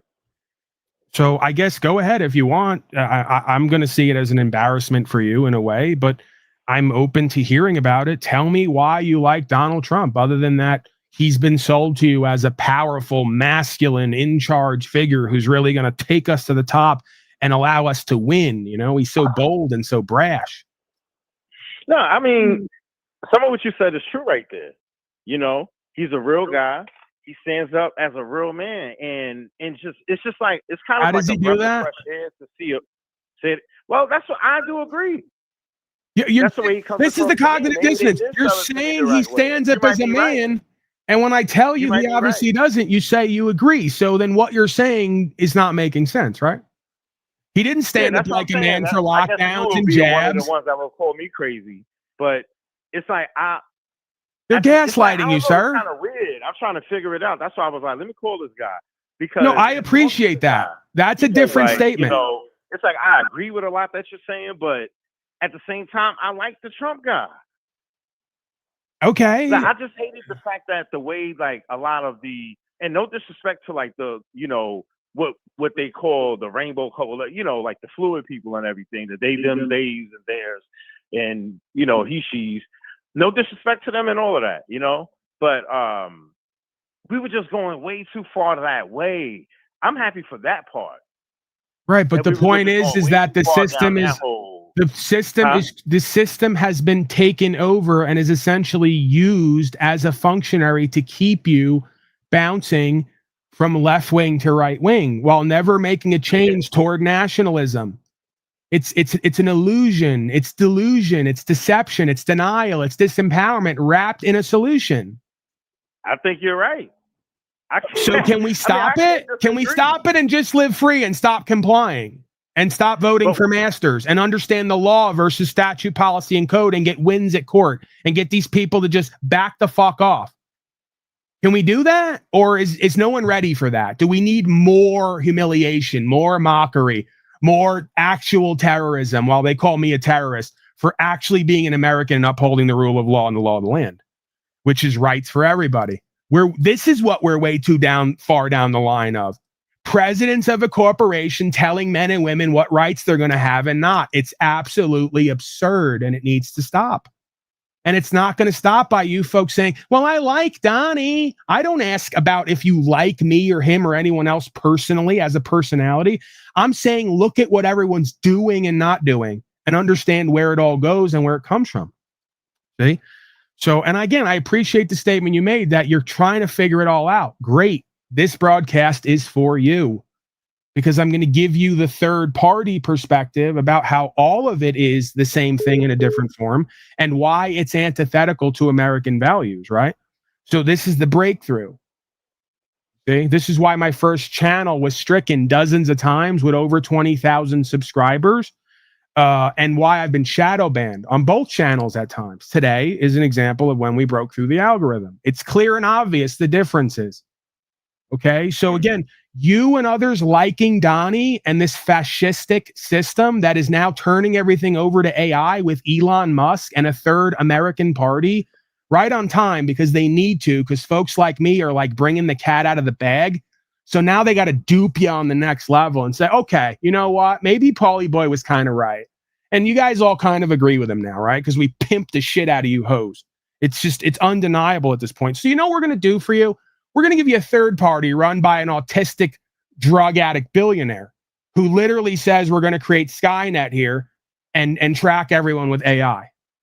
The guy who supposedly saved Twitter, who's banning people on Twitter for not saying the right things. Hello? The guy who came out on Halloween dressed in a Baphomet costume and laughed in everyone's face. Hello? Anyone here with me? Right? So it's all right there, man. Well, he was drug addict allegedly. You don't have any proof. What do I not have proof of? No, I was saying he's a drug addict allegedly. We don't. Well, really yes, you're right. You're right. I'm being extreme at certain points. That's my presumption. I can't prove that. But what's the solution? Because the solution is the toughest thing possible that nobody wants to conceive of and understand and then activate. The solution is becoming great again and living free again, and not being compliant and cooperating with corporatist/fascist status. And for the person in chat who's telling me I don't know what fascism is, I already gave you the definition by the person who coined the term, the merger of state and corporate powers. Let's go to it again because we got new people here. I have to loop here because there's always hoes coming and going as the rules of pimp and state. And again, I'm being sort of tongue-in-cheek there, talking down on folks. I love you, I don't like you, and respect you. That's why I'm doing this broadcast, because I love you and, more importantly, the truth, right? So they go hand in hand. United States means, straight from U.S. code, a federal corporation. Okay?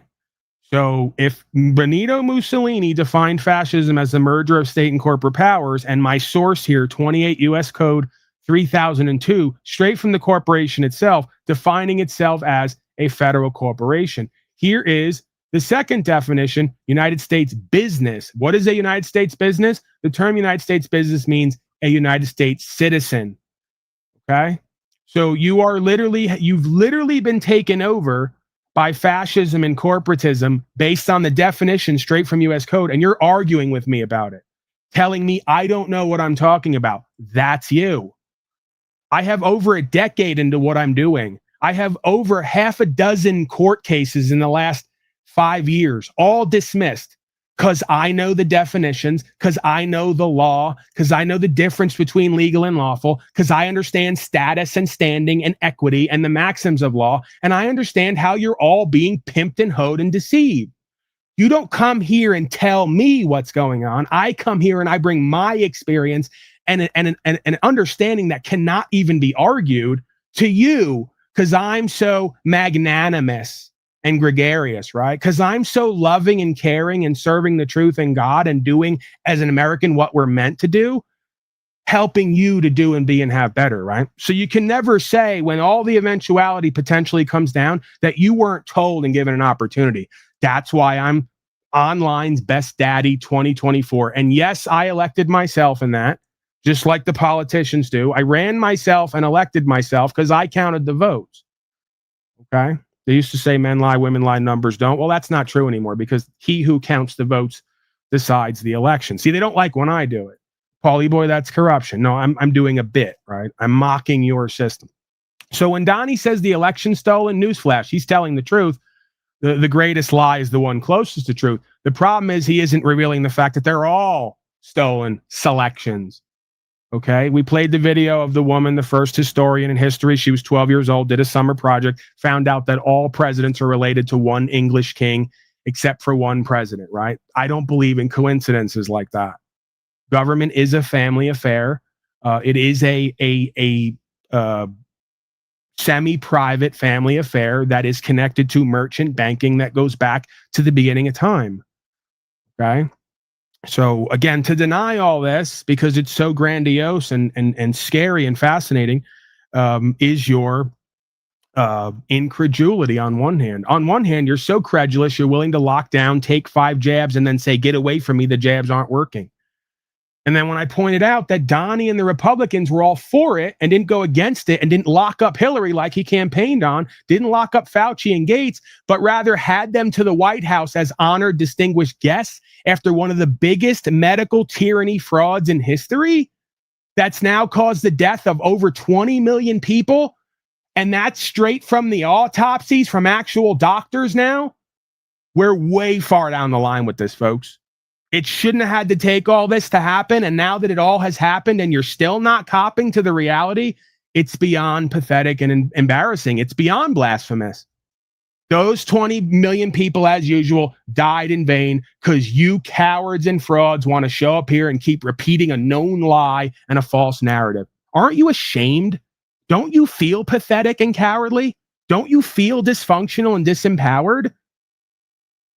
What am I missing? You know what? Let's go. It's Israeli Appreciation Day. What was your name again, sir, on the phone? If you're still there, I think he hung up on me. Okay, Wolfgang. Do you have any questions, comments, concerns on what I just said? I know I rant and ramble a lot and rave. By the way, for all the folks here who like to go along with lies and project onto me and deny, and this is what it looks like when my broadcast is not interfered with. So just take note, screen record it, And then next day when I can't get over 60 views again and I like start pounding the table and going off that I'm being shadow banned, you'll remember what the broadcast looks and feels like when it's not interfered with, okay? Because the reality of it is Google and AI and all the rest of it have got onto me, and they know I have the answer, and they know if this gets out and people get it, they're going to be free again and great again, and that's not profitable for their sheep sharing system. See, I am the wolf, okay, and the sheep hate me and they curse me and they say I'm bad, but then follow their shepherd right to the slaughterhouse. That's what we have going on here. It's an old cliche quote for a reason, because it happens to be true. I argue the Christed being in Scripture was also a wolf who was tasked to love the sheep. Whether he liked them or respected them or not, he was tasked to love them and preach the truth to them that he was living, to free them from the Babylonian archetype and the synagogue of Shaitan. Synagogue of Shaitan. Okay, so that's not an accident we find ourselves here today with 422 representatives in your Congress who in the 11th to 14th Amendment created a separate jurisdiction of congressional citizens who are deemed under U.S. code as a privileged class. Do you know what Americans are? A protected class.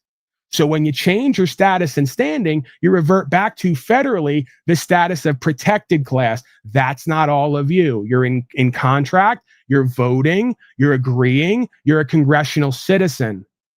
Okay, so there's two jurisdictions and two classifications for a reason, because there's an underworld and an overworld. You could argue there's a masculine and feminine. You can argue there's a master and slave dynamic. I could argue all of those sort of power dynamics, right? The leader and the activator versus the submissive. The in control versus the one with the deception of control, right? Because that's what democracy is all about. The illusion of choice. You know what? This is a perfect segue. Let me go to George Carlin, because he tried to tell you folks as well. Not that I really support him. He is a leftist, as far as I understand it. And a lot of his stuff that he says, I don't agree with. And I think that he might even be a potential agent or dupe. Don't know. Okay. But he wasn't wrong on this. There is no national conspiracy to buy elections and control America. Don't need a formal conspiracy. Right. When interests converge, these people went to the same universities and fraternities. They're on the same boards of directors. They're in the same country clubs. They have like interests. They don't need to call a meeting. They know what's good for them, and they're getting it. And there used to be 7 oil companies. There are now 3. It will soon be 2. The things that matter in this country have been reduced in choice. There are 2 political parties. There are a handful of insurance companies. There are about 6 or 7 information things. But if you want a bagel, there are 23 flavors, because you have the illusion. You have the illusion of choice. Right. You don't get the real important choice. There's no freedom of choice. That's a great point. Right. So there is freedom of choice, but you have to activate it and be willing to deal with the consequences of living in a dualistic, statist, fascistic dynamic that is meant to control you by giving you 2 false choices. Nothing else, right? That's the idea. If you go to any one of these statist, fascist slaves on the ground, they say, well, we got to vote. It's our civic duty and it's our right. You know, the corporation gave us. We got to vote. Someone's going to get in. We got to vote the lesser of 2 evils. Every single time we do an election, you folks go on record in the Akashic record with God as voting for evil.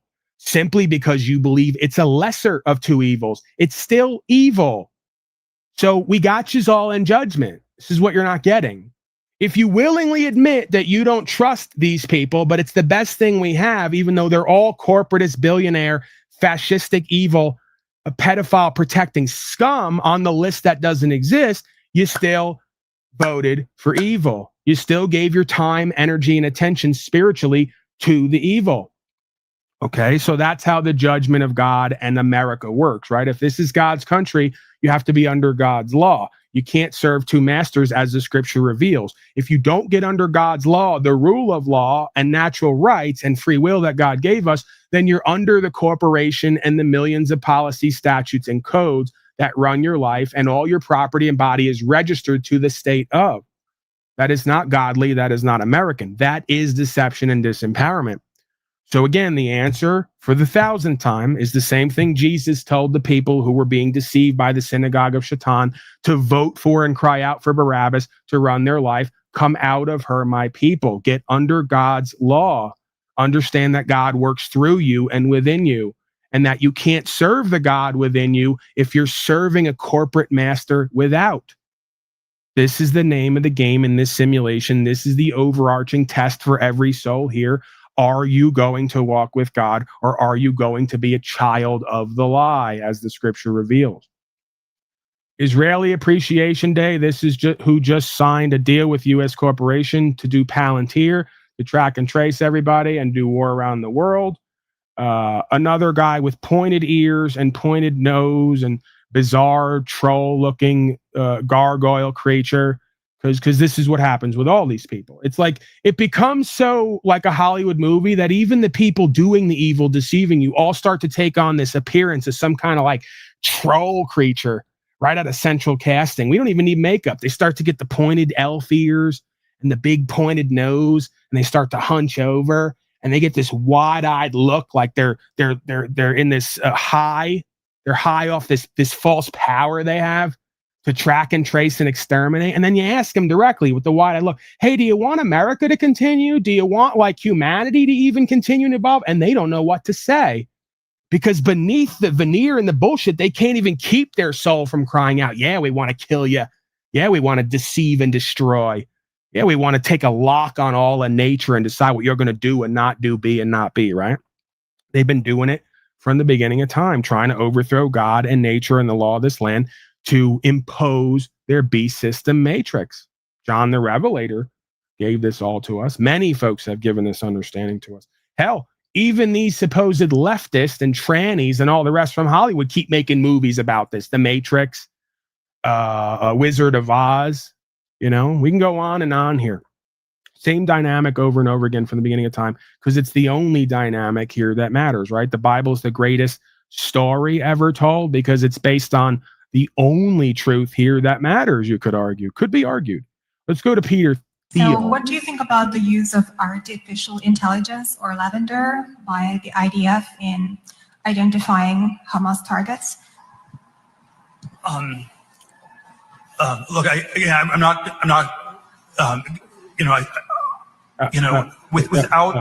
without going into all the I'm not on top of all the details of what's going on in Israel, because my bias is to defer to Israel. It's not for us to second guess everything, and I believe that broadly the IDF gets to decide what it wants to do, and that they're broadly in the right, and that's sort of the perspective I come back to. So what do you think about the use? There it is. So Peter Thiel with the Palantir tracking and tracing and killing just took out a contract with U.S. corporation, and he says, in between stuttering and mumbling and muttering, that we all just kind of defer to IDF, so they kind of just do whatever they want, and it's not really our place to question them, right? How could that go wrong? And of course, we know based on the text who's behind the IDF in the state of Israel. Not only who, but what as a spirit. Is Albert Pike himself, head of World Freemasonry, in between declaring that 3 world wars will lead to a new world order and the ushering in, well, that's it, the ushering in of the Luciferian one world religion. He said that. They're all doing it right now. You're all paying for it and complying. And you're coming here like the guy in chat right there. Every time I look down, there's someone in chat yelling, USA, USA, Donnie Trump's our daddy, shut up and be deported. Don't worry. The time is coming where potentially some might argue they're going to create task forces. They're going to round up people like me and others who are really doing the work and standing for something. And they're going to bring us to Alligator Alley to do some re-education, right? And you'll be right there, just like you were at the side of the Christed being in Scripture. That boy needs some re-education. He's not voting anymore. He didn't want to pay the tax. He didn't want to follow the policies and codes. He wants to change his status and standing and be exempt from all of it, be under the law and God. Wow. Okay, let's continue. Israeli Appreciation Day. Here's State of Israel agent corollary. I'm going to have a coronary, but this is a corollary. We're correlated individual. So let's go to that. Let me. Is my halva, Nagila halva, interrupting at all? Let me know if it is. It's a nice touch. Hold on. America. Hold on. Once we will leave this place, Hashem will bury America. All the assistants of Trump, Jews. All the assistants of Sleepy Joe, Jews. Obama, Jews. Everyone around there, Reform Jews, conservative Jews. Same thing was in Spain. Same thing was in many different countries. Jews will always control you everywhere you go in the world. Who is running all the financial? Always the Jews. The Jews are in charge of the world. Science, financial, politics, behind the president. How can I not be happy? Long as you This all foolish admit it. Christianity that they invented. Right. They took some things from Judaism and developed lots of nonsense on top of it. 2 billion Christians, which are idol worshippers, Chinese, Indian, Hindus, Buddhists, 6.5 billion people are idol worshippers that according to the Torah do not have the right to live. The United States made a decision against Israel. Time we do something to the chosen people, immediately you have a natural disaster.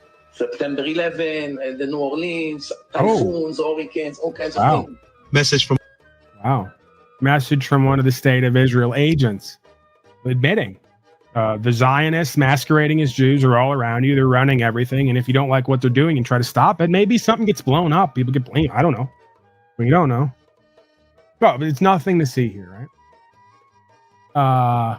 And of course, do you ever see how these folks who are not Jews, they're Zionists masquerading as Jews, you notice how they act when you bring up the Christed spirit and energy and what it stood for? They get really upset. What? You think our Talmudic court system with policy and code running your lives and your property and taxing you to exist is bad and wrong? You want to be like that being who was living free and empowered and inspired in spirito, meaning in spirit, the spirit God gave us? Oh, it's disgusting. In the Torah, I believe it says Jesus is rotting in hell. He's an excrement, essentially. That's what these people teach. Right? And again, they're not Jews. The Jews don't agree with them. I'm going to play those videos in a minute. Orthodox Jews don't agree with them. They say they're Zionists, and they're essentially trying to usher in an end-time scenario. And maybe this is why the Epstein list exists, but it doesn't exist. Is it possible that Epstein was an agent for the State of Israel and whoever and whatever runs it, and inserted himself and itself into American politics and got all of these politicians, including Big Daddy Trump, on a list because he got them all on a plane to Epstein Island? Is it possible that all of your congressional, 422 of them that voted to continue to send aid to Israel, are all on the take, are all being used because they're on a list and potentially someone has some intel on them? And they can't come out and go against the grain because if not, they're going to be exposed and potentially put in jail?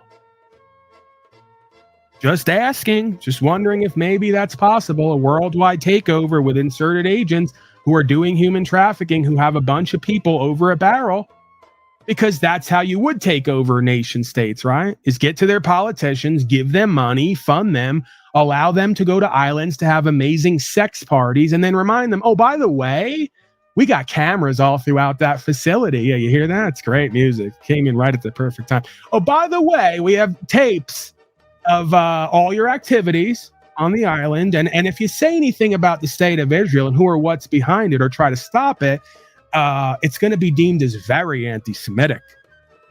And then you know what we'll have our lobbyists in Congress do, right? Burn their own people. Okay, let's continue. Because we have another agent here from the State of Israel who's just loves the fact that United States Corporation is carrying water for them and says, well, let me have him say it. I don't even want to repeat it. Minds. Most of these people running around, we're not going to win their hearts and minds because they don't have hearts and they don't have minds. So, how are we going to, there's no reason to think we're ever going to convince them, but we can deport them. We can put them in jail. We can make their lives miserable. We can cut off their funding. And that's what the Trump administration is doing for the first time. We're never going to win the hearts and minds of anti-Semites because they don't have hearts and they don't have minds. Right. But what we can do is hit them where it hurts. We can arrest them, we can deport them, and we can cut off their funding. And that is exactly what we are seeing. Is it possible that I was right again a month ago when you folks all started clamoring that you wanted the illegal brown people that the leftists shipped in for profit, that Donnie says he's going to sell citizenships to, while also making executive orders and writing up codes? Is it possible that they're attempting to prepare a hot war action against their own people? Is it possible they're attempting to try to write up more statute, policy, and code to deport and or torture folks who don't want to go along with these dynamics? I'm just asking. Is it possible they're convincing you it's for the illegal brown people and maybe it's for others who don't want to cooperate and comply? Well, let's go to the university on America, and then let's go across the pond now to the UK. 2 places they just took 2 women away for protesting, which used to be a right, basically complaining out in public. No, you're not allowed to do that anymore. If you criticize the state of Israel, we just haul you off with the statist, fascistic agents in costume, who again are agents for the politicians, and the politicians are agents for the state of Israel, and the state of Israel's agents for the Rothschilds and the banking system, and on and on and on down the line. Right? But nothing to see here. So the Trump administration put into action. Yeah, we're going to take, by the way, we're going to take your funding, we're going to deport you, or we're going to put you in a camp if you don't support this. This is their words, not mine. Used to be when I said it, they said I was crazy and it would never happen. Now they're on TV saying it openly. And it's Trump, Trump, Trump, USA, wave that flag. Grifted off of free speech and who won't say anything, and recognizing that this administration, this current administration, is taking a turn that is quite dark. Okay, it is not what we signed up for. We are supposed to be the people who defend speech. So why is it now I'm finding myself in agreement with Anna Kasparian? Shut up, Candace Owens, you black fucking slave. You turned on us. We're MAGA forever. You sound just like the leftist Democrats. Isn't that what you all do? You sound just like a leftist libtard, Candace. No, she doesn't sound like a leftist libtard. She sounds like a concerned dupe who doesn't realize how deep this goes and how far and wide it is, and is now starting to wake up and realize her and everyone else is completely fucked based on their own duped out deception. Okay, but again, as soon as you make that leap and you turn that corner, the cult starts zeroing in on you, right? Oh, you must be a plant. You must be the dupe. You must be a libtard leftist. No, we're just conforming to reality. We're starting to realize what this might all mean. We're starting to realize this might have all started not only 20-something years ago on 9/11, but almost 200 years ago, as the documents show, right? So there's been a long-term plan to get to a long-term goal. And when you look at what the goal is, you start to realize this isn't about the humans involved. They're being avatared. They're being used as pawns for principalities and high places. Isn't that what the scripture talks about? Right. Principality is a spirit or a group of spirits, entities inhabiting humanity, at war with humanity and the intuition that God gave us. Some might say they're winning by and large. Okay, let's continue on here. We got a couple more, and then we're going to, you know what? Let's go to it. Let's go to the women who can't protest anymore without being arrested by supposed inauthentic corporate males who masquerade as men. If you don't do that, you are in breach of those conditions and you could be arrested. What if we support Israel? Are we okay to stay or not? I think I made it quite clear which side it was about. If you're in support of Palestine, then you are breaching your conditions. And if we are in support of Israel, we can stay? Congo, Sudan. So what is this about? So what is it about? I understand if we can't protest at all, but like if we protest for Palestine, Sudan, Congo, we can stay. If we protest for Israel, we can stay. Yes. Just to make this clear.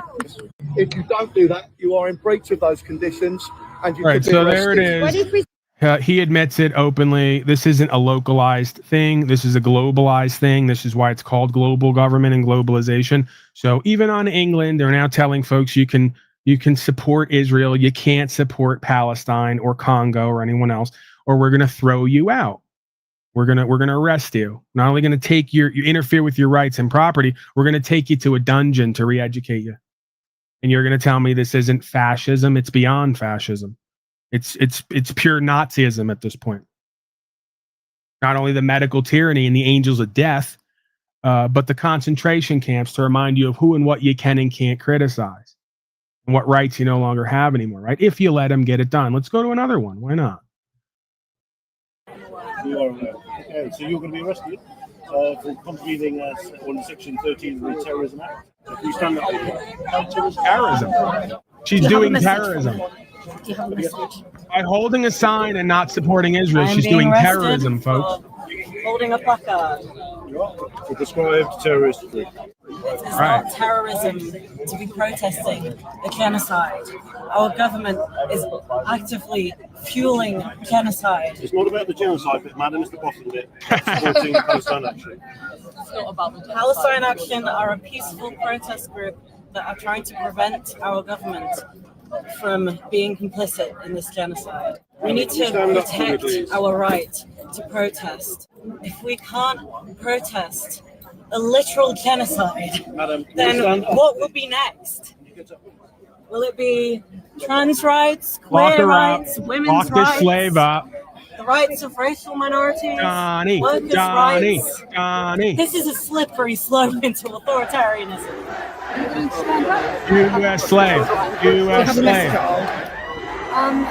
I'm being arrested alongside hundreds of people on the terrorism charges, whilst our government supplies arms to Israel that are murdering thousands of people. So, Right. Everyone's a terrorist when you don't want to comply with the statute, policies, and codes, and the corruption. Oh, what's that? We got someone from the MAGA camp down there who has an answer for who they are and what they're doing. Corruption is not bad. Corruption is only bad if I'm not involved. But if I'm part of that corruption, I'll defend it. Right. U.S. slave. U.S. slave. Corruption's not bad. It's only bad if I'm not a part of it. If I'm part of it, I defend the corruption. That's the slogan of MAGA, and that's the slogan of the leftists as well. You're all the same. All you folks are exactly the same. As long as you're involved in the corruption and you think it's going to better your life and your existence, you will support it and make excuses for it. That is the bane of our existence. That is the loss of integrity and self-respect and care. That is the loss of logic, morals, and ethics. That is why this society, this culture is rapidly going down the drain, okay? So make America great again means you're going to have to become the opposite of what folks have become. You must pledge loyalty to Israel in 37 states. It's now policy and code, according to this agent of the corporation. Let's hear from him. Amazes me, Crystal, is so few people know that in 37 American states, mostly red states, but not all, it is a requirement if you want to contract with the state that you have to sign a loyalty oath saying you do not support and have never participated in a boycott of Israel. You can boycott American states or other countries, just not Israel. And now that law was the basis for what Trump did in 2018, which is he said it's now a felony if a company participates in a boycott sponsored by another country that the US government doesn't support. So let's say like Iran wants to boycott Israel and some company participates in that boycott, even though the US government isn't, that's a felony to do. And now this new bill would expand it to include not just led by or advocated by foreign governments, but also international organizations. And it would include people who are boycotting Israel out of conscience and conviction, and it would turn them into felons. And I think finally, this is almost like a bridge too far for a lot of people in the Senate, who, by the way, are also angry that the HRA definition prohibits anybody from saying that Jesus participated in the killing of Jews, even though the Bible kind of implies that in some ways. Yeah. So I think they're kind of going too far. That's the thing that. Okay. So pledge loyalty, stop protesting, or you're now a felon and a terrorist. I got links up there, contribution and support. If you like what I'm doing here, if you're in agreement, if you want to support, contribute in some way. Nothing is required, of course, but very much appreciated. Julian Barbary.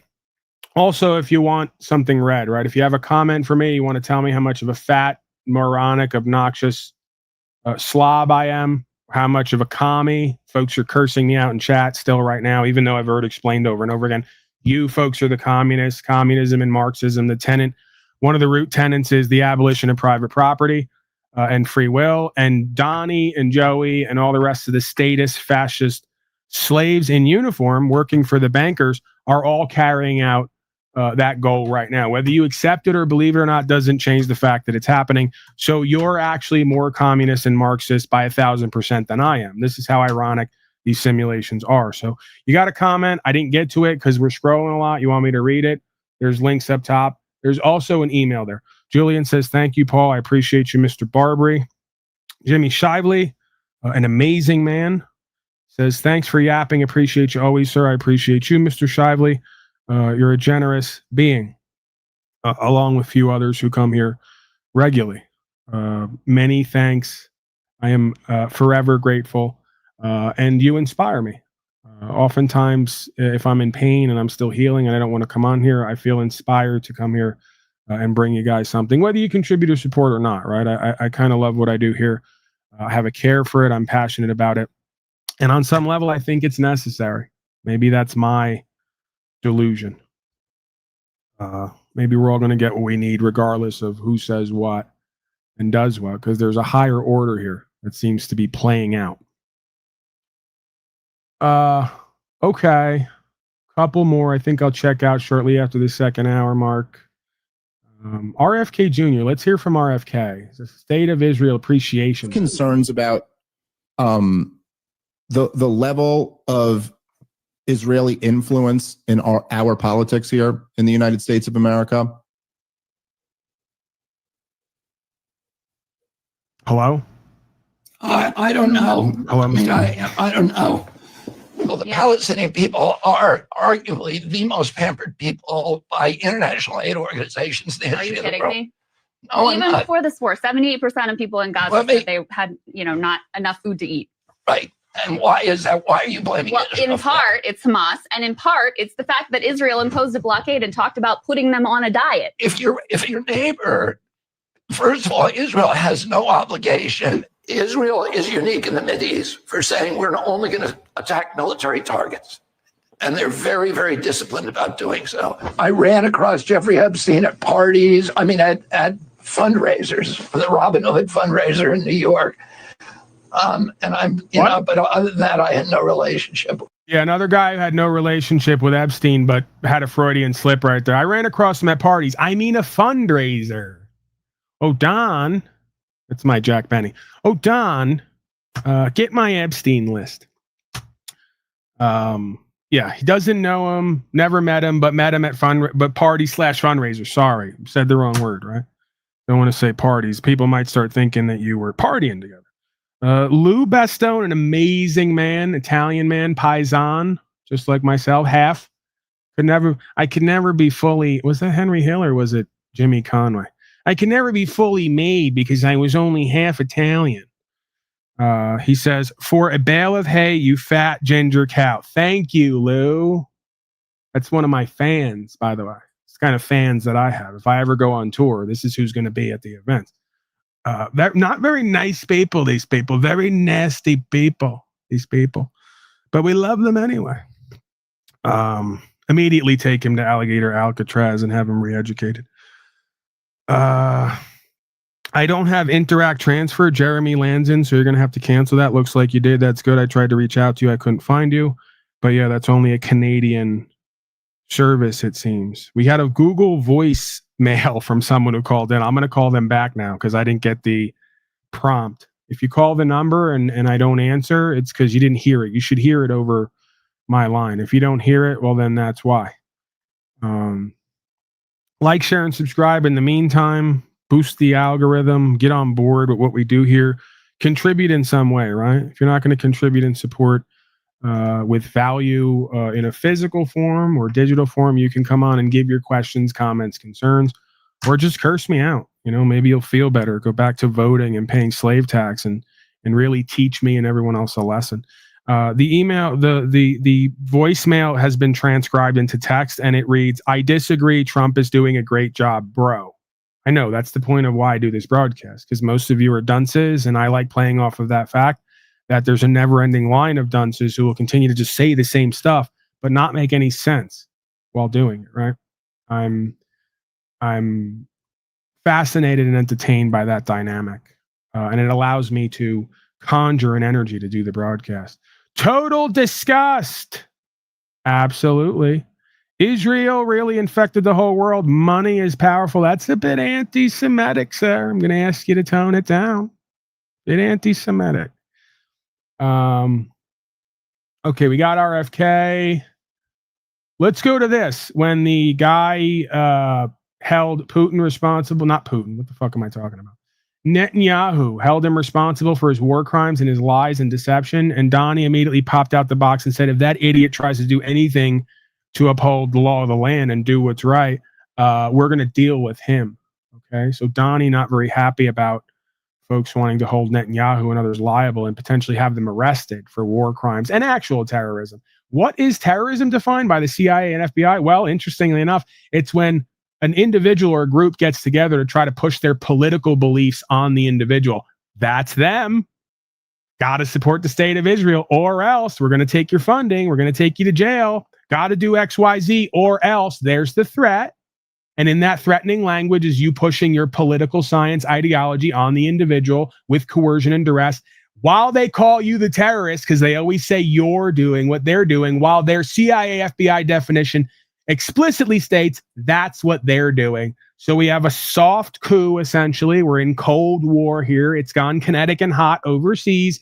And at some point, if you folks don't stop this and turn back the hands of time and right this ship, historically, we're going to civil war. And by that point, hopefully, faithfully under God, I'll be way up in the mountains on my next land that I'm going to, prepared, living off the land, and not involved, as least as possible, with a bunch of statism, fascism, corporatism, and slavery. I guess, God willing, right? We'll see where that goes. Faith without works is dead. I'm doing my part, and the rest is on the Spirit, right? The Holy Spirit won't walk you to what it won't walk you through. So I have faith in that, and I do the next right thing. We got 3 or 4 properties we're going to go look at that got a well on them. They're promising. Not the best area, not the best weather, but hey, you got pros and cons of everything in life, right? So we should be on that over the next few weeks or so, getting out there. And I got to grab something, even if I wind up being sorry about it later, because if not, I'm not going to wind up pulling the trigger. That's just a habit of mine. So I know myself enough to know what I need to do to avoid being captive in my comfort zone. That's the name of the game here. Comfortable with the uncomfortable. Okay, let's go to all the properties now. Remember when we played the clip of Donnie saying, well, we're just going to have Gaza. Don't worry about how we're going to get it. We're just going to get it. We're going to have it. And we're going to turn into basically a big old strip mall. You know, because when you do corporatism and fascism, you got to do crony capitalism. And you got to like just have other places with millions of people on them and then turn them into big tourist attractions to make more money. So that's underway now. Right? Oh, wait, I never went to this one. We got to do this one first, then we'll go to that. Oh, he's muted with that. New York City would arrest Benjamin Netanyahu. This is a city that our values are in line with international law. It's time that our actions are also. Even though the US is not a signatory to the ICC? No, it's time that we actually step up and make clear what we are willing to do to showcase the leadership that is sorely missing in the federal administration. Or Democratic Socialists in the local grid of Israel and of Jerusalem has said he would arrest you if you came to New York City if he was mayor. Is that something you take seriously, or are you concerned about that and give a response to that? No, I'm not concerned about that. I'll get him out. We'll get him. Look, there's enough craziness in the world, but I guess it never ends. I mean, you have this is folly, and it's it's silly in many ways because it's just not serious. So we'll see you in New York next year. Oh well, look, I'm going to come there with the President Trump, and we'll see how do you know who the mayor will be? I don't know that. Do we know that? He's going to be very fine, and who knows? We don't know who the mayor is going to be yet. But this is a communist. He's not a socialist. He's a communist, and he said some really bad things about Jewish people, and he said some really bad things about a lot of people. And I think he's going through a little bit of a honeymoon right now, but he might make it. But you know, it all comes through the White House. He needs the money through the White House. He needs a lot. He's going to behave. He'll behave. He better behave, otherwise he's going to have big problems. Big problems. Better behave. Better not lock up Netanyahu for his international war crimes. How dare you try to uphold the law or legality, either or, right? You do what we say. And what we say is dependent upon whoever, whatever runs the state of Israel. So it's Israeli Appreciation Day here, man. Guys better figure out what the fucking deal is quickly. Okay? So sneaking into Zionist property expo in New Jersey. They're literally in New Jersey now. This is incredible. The Zionists are literally setting up shop in New Jersey to sell people timeshare vacation homes on Palestine. You can't make this shit up. In between Donnie saying he has a gold card like Costco for citizenship, we're gonna make millions off of selling the illegal immigrant citizenship. So it's not that they don't want the illegals here, that the leftists all paid to bus in. The right wingers want them all here. They just want them legal. So we're gonna make a whole bunch of money by selling them membership cards. Incredible crony capitalism, fascism, statism, under the guise of rights and freedoms and prosperity, right? And the tard in chat, Bob Smith, another white moron. It wouldn't matter what color he is, morons of all colors. But I guarantee Bob wears New Balance shoes and wears the big high white socks up to his knee and the dad shorts from Walmart and thinks he knows how life works, thinks he knows how religion and banking and political science and all of it works. And he says in the chat, what, you don't like lower immigration rates than ever? Again, another out of context, seem to be fact that doesn't incorporate the rest of the story. You are a duped out, cowardly dunce. Your opinion doesn't matter to me, and your daddy thinks you're a clown as well. If you get Donnie Trump alone to the side, he thinks you're all a pathetic, embarrassing waste. That's why he locked you all down and pushed jabs, because 80% of the world took them, and now you're out of here, potentially. If God does not give you mercy and grace and forgive you for what you've done once again, you're out of here. 20 million people have already exited this realm because they're not fit to govern themselves and they won't serve God and the truth. So they have no place here. That we did the kingdom of Shaitan for X amount of years. We're now turning the corner. We're now going to be governed under God with the truth, or you're out of here. You're in judgment and you're out. You don't get a place. See? The meek aren't the weak. The meek are the ones who submit to God and the law and do it and live it. They shall inherit the earth. The rest of you folks, you have no more place here. There's no more purpose for you. See? That's what Donnie has decided based on the Talmudic understanding, which is somewhat in alignment with cause and effect and how this all works. Okay? And it makes sense if you don't think about it. Makes perfect sense.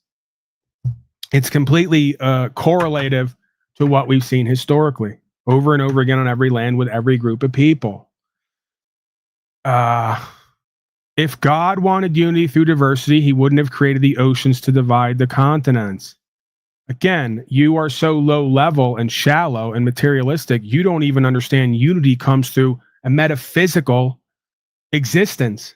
Unity comes through understanding and co-creation. That's all metaphysics. But see, most of you are not metaphysical, intuitive, instinctual people, and you're not learned and understanding. You don't have the knowledge. The knowledge is the true power. It's metaphysical. It's not physical. You can't hold it in your hand. Since you lack that metaphysical component, the only thing that's left over is for you to look in the world and try to figure out how everything's going on with your five senses. Believe half of what you see and none of what you hear. Most of what you see is not what it seems to be. Don't tell me about creating a unified understanding and co-creation and then pointing to the physical barriers called the oceans. This is absolutely absurd and ridiculous. And by the way, it's more evidence of your quote unquote racism, but it's not, it can't be racism because only one race here exists, a human race. We're all different color of humans.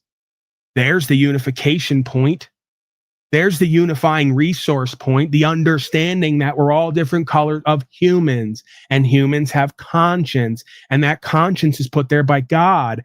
And God gave us the free will to use our conscience to govern ourselves, to know right from wrong, and then do it or not do it. See, there's the unifying point for what Americana is, was, and should be, and will be, at least in my beingness and in my life, how I experience, regardless of what happens to my body. Okay, so another fool, another dunce who has been dumped out of their mother's barren womb and has not been raised by a man to understand themselves and truth and God and life and how this all works here, and then wants to vomit from one of their holes some presumed understanding that just makes no sense and goes nowhere, just reveals the character of the individual who uttered it. See? It's all that happens when most of you folks utter your nonsense is you reveal who and what you actually are and where you're going in this life and the afterlife. Princess, you're gone. Princess is completely broken now and just scrolling in the chat because they can't. It's too much. That's why I should only do an hour or two. You get to a certain point, it's overload. Too much information, too much understanding, too much accountability, responsibility, too much discipline, and too much imploring you folks to actually take a stand and be who and what you're meant to be under God, right? It's just too much. Completely broke her. She just started pounding the keys like a chimpanzee in jeans. God bless her heart, man. Okay, Zionist Property Expo in New Jersey. Donnie's going to make us a ton of money backed by nothing before we go into the engineered financial collapse, greater depression that leads to digital currency and AI control grid. Come with us as we sneak into a Jewish-only Zionist Expo in New Jersey, where Americans can still invest in prime real estate in Palestine. If you're lucky enough to have a Jewish great-grandpa like Rain, you too can make Aliyah, become an Israeli citizen, and enjoy some absolutely colonial property deals. Israel is a very small place. The difference could be based on taxes. Israel is such a small place that the illegal settlement of Mali Adamim isn't in it, because it's in Palestine. They're trying to encourage people to go to certain places. Are they a little bit further out?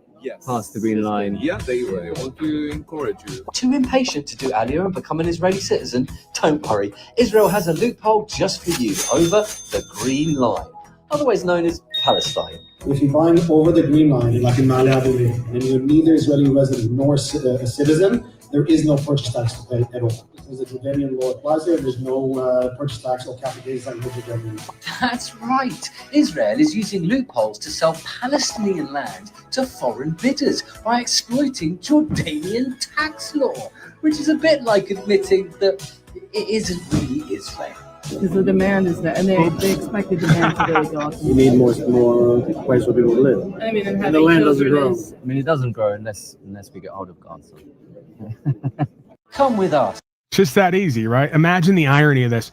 We're going to take over to keep everyone safe and do ethnic cleansing and then try to sell the extra land back to the people living on America with promises of not being taxed if they just go live on fucking Palestine. How about just doing that here?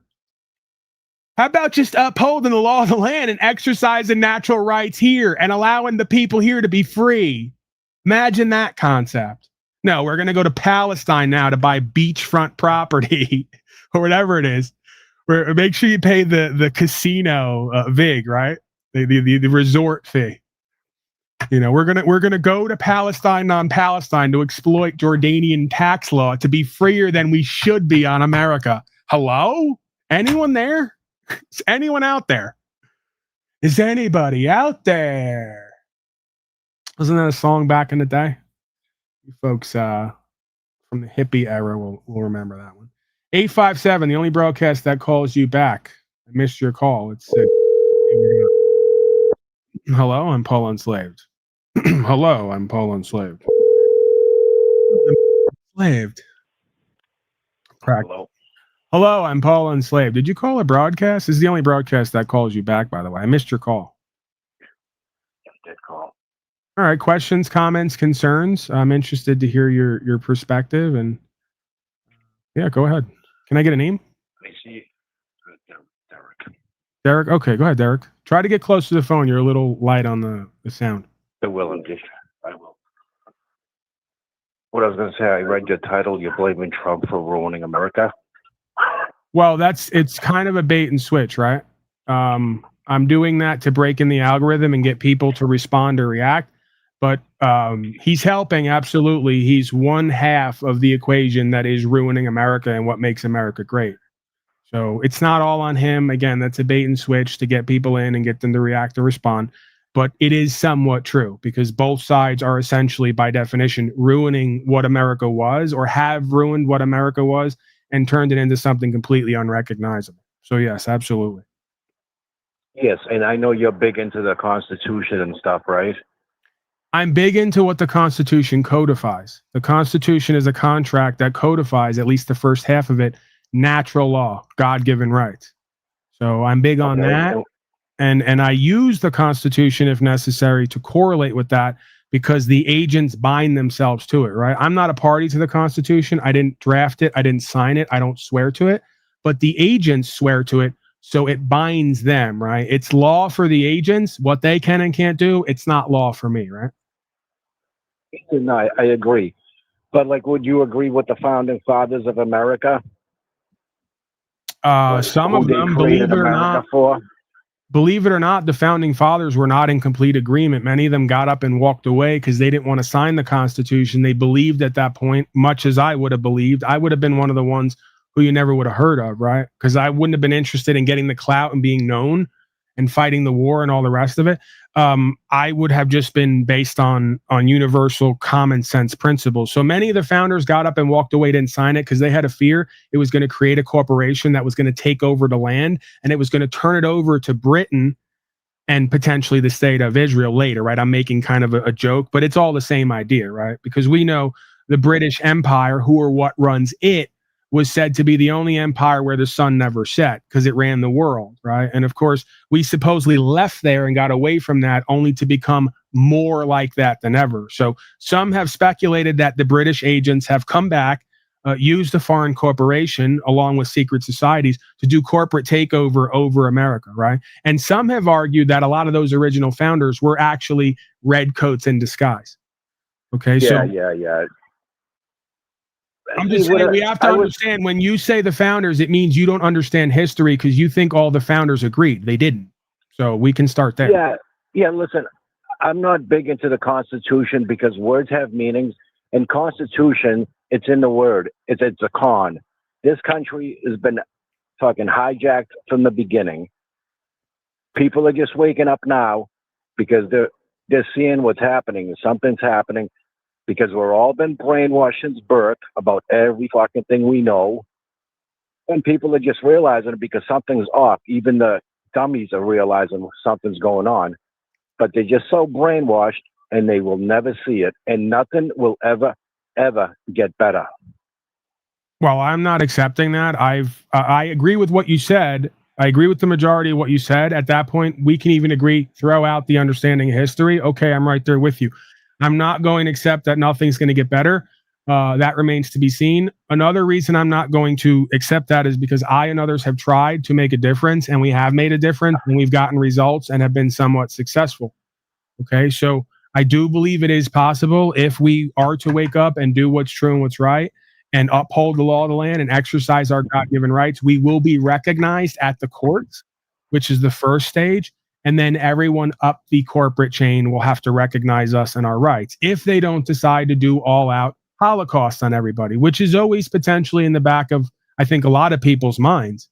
You know, they'll always spin it where it's going to be Donnie, Joey's going to do it. Either way, both sides. Yeah, exactly. Yeah. What used to be a conspiracy theory that was insane and ridiculous is now on the back of everybody's mind. Right. So, man. Yeah. You know, we can't sit here and say it's never going to change, it's never going to get better, because then we'll just accept all of it, and it definitely won't. We can try and do our best, see where that goes, and if not, well, then it's whatever God has planned, right? It's whatever. Exactly. Either way, but I believe that we're here as missionaries in a sense. We're on a mission from God in a sense to right the wrongs that we've been a part of, or not, and based on that will be a result, right? So it's almost like a simulation game that we're a part of here and playing out. Yeah, they tell you to keep politics and government separate, right? They separate it, but it's all combined. Like, I was brought up Catholic. I never got into religion because I just couldn't comprehend it. So I didn't get into the Bible, but I hear a lot of verses from it. And the Christians, you know, it's the Christians and stuff like that, whatever. There's so many friggin' religions, and that's the problem, because there's only one way we got here, whoever created it, and we got so many fucking religions, and that's the main thing that's keeping everything fucked up. Well, that's part of it, sir. I agree with you. That's part of it, right? If we look at the biggest part. Yeah, if we look at how the folks who run the corporation called Earth Inc. divide and conquer everybody, one of the ways they do it is through organized religion. Another way is through political parties. Another way is identity politics, right? This idea that I'm going to cut my genitals off and become a woman, or I'm black, so I'm oppressed, and now I need empowerment. These are all just different forms of dividing and conquering the people through ideology and philosophy, essentially. You know?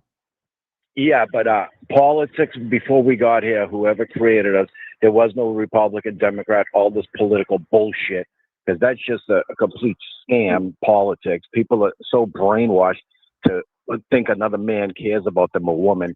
No one cares about anybody. If you don't know that person, you really don't care about them. You don't want to harm them, but you're not going to care about them. You'll see them and they just walk past them. And people really think Trump cares about them or any politician. You just don't get it. Donnie's not a politician. He's a maverick. He's from the outside. I mean, yeah, he was at all the parties with the Clintons and the Epsteins and all the rest. But he wasn't doing what they were doing. All the people in the comment section that love Trump, love this one, they're so brainwashed and stupid. And there's no hope for them. They'll wake up one fucking day, but they're complete brainwashed idiots. I can't argue with you yet. I haven't been able. We had a bit of a disagreement about the founders, but I just threw that out because it doesn't even matter. We don't disagree on anything. Exactly. It seems. Yeah. See, I'm more of a person who I'm Polish, right? Obviously, we have everyone's different, and we're just so mixed up today. If everyone just stayed in their own country, whatever it was back then, and now we're just all mixing with each other, we're just a big melting fucking pot. And you have to go to Israel, you have to get blood work done. It's just a whole clusterfuck of, we're all shitskins today.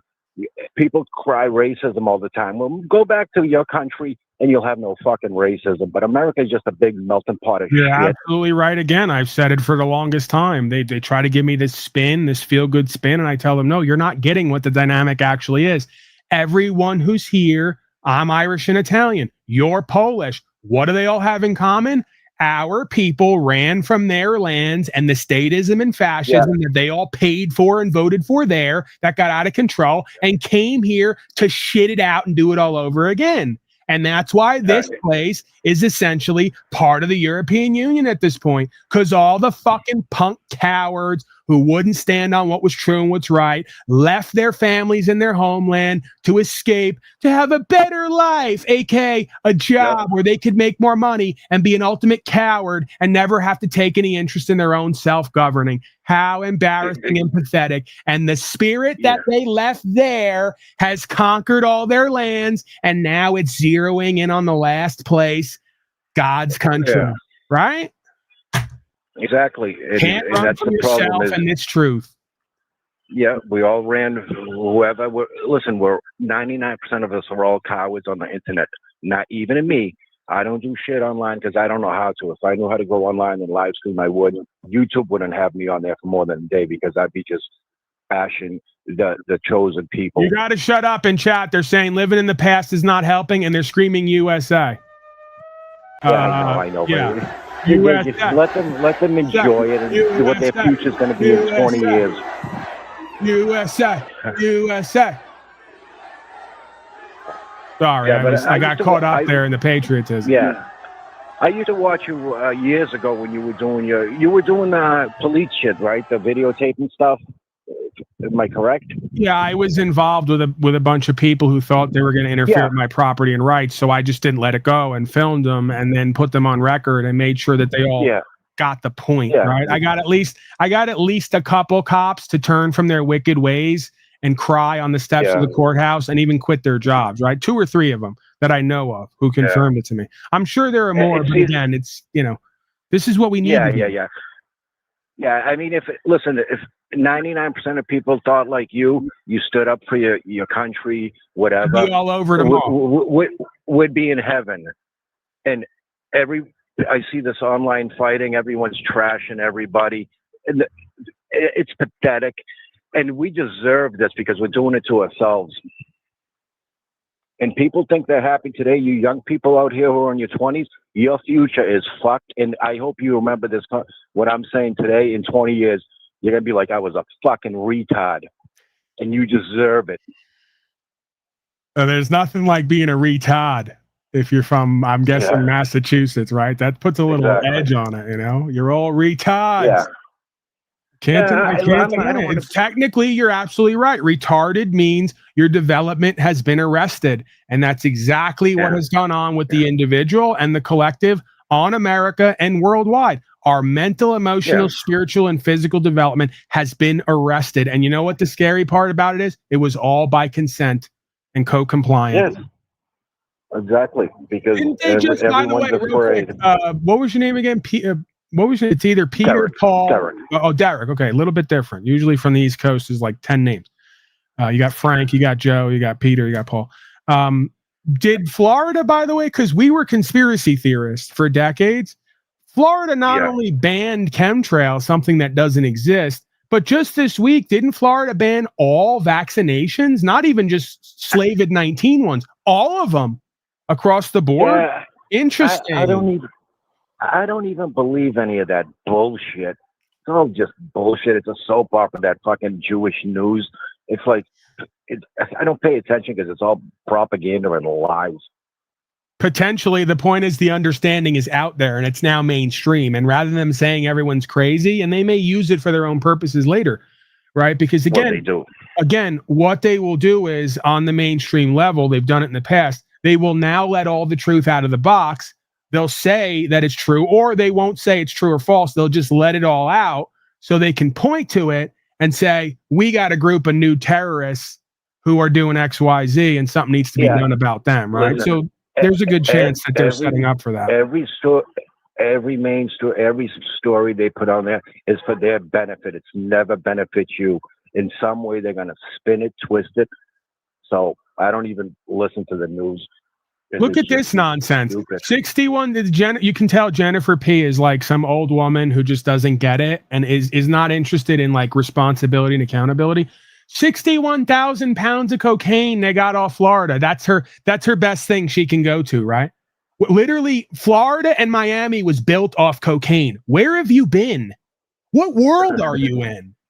Literally, there would be no Florida if there was no cocaine, and you want to take the cocaine and then say, look at Florida.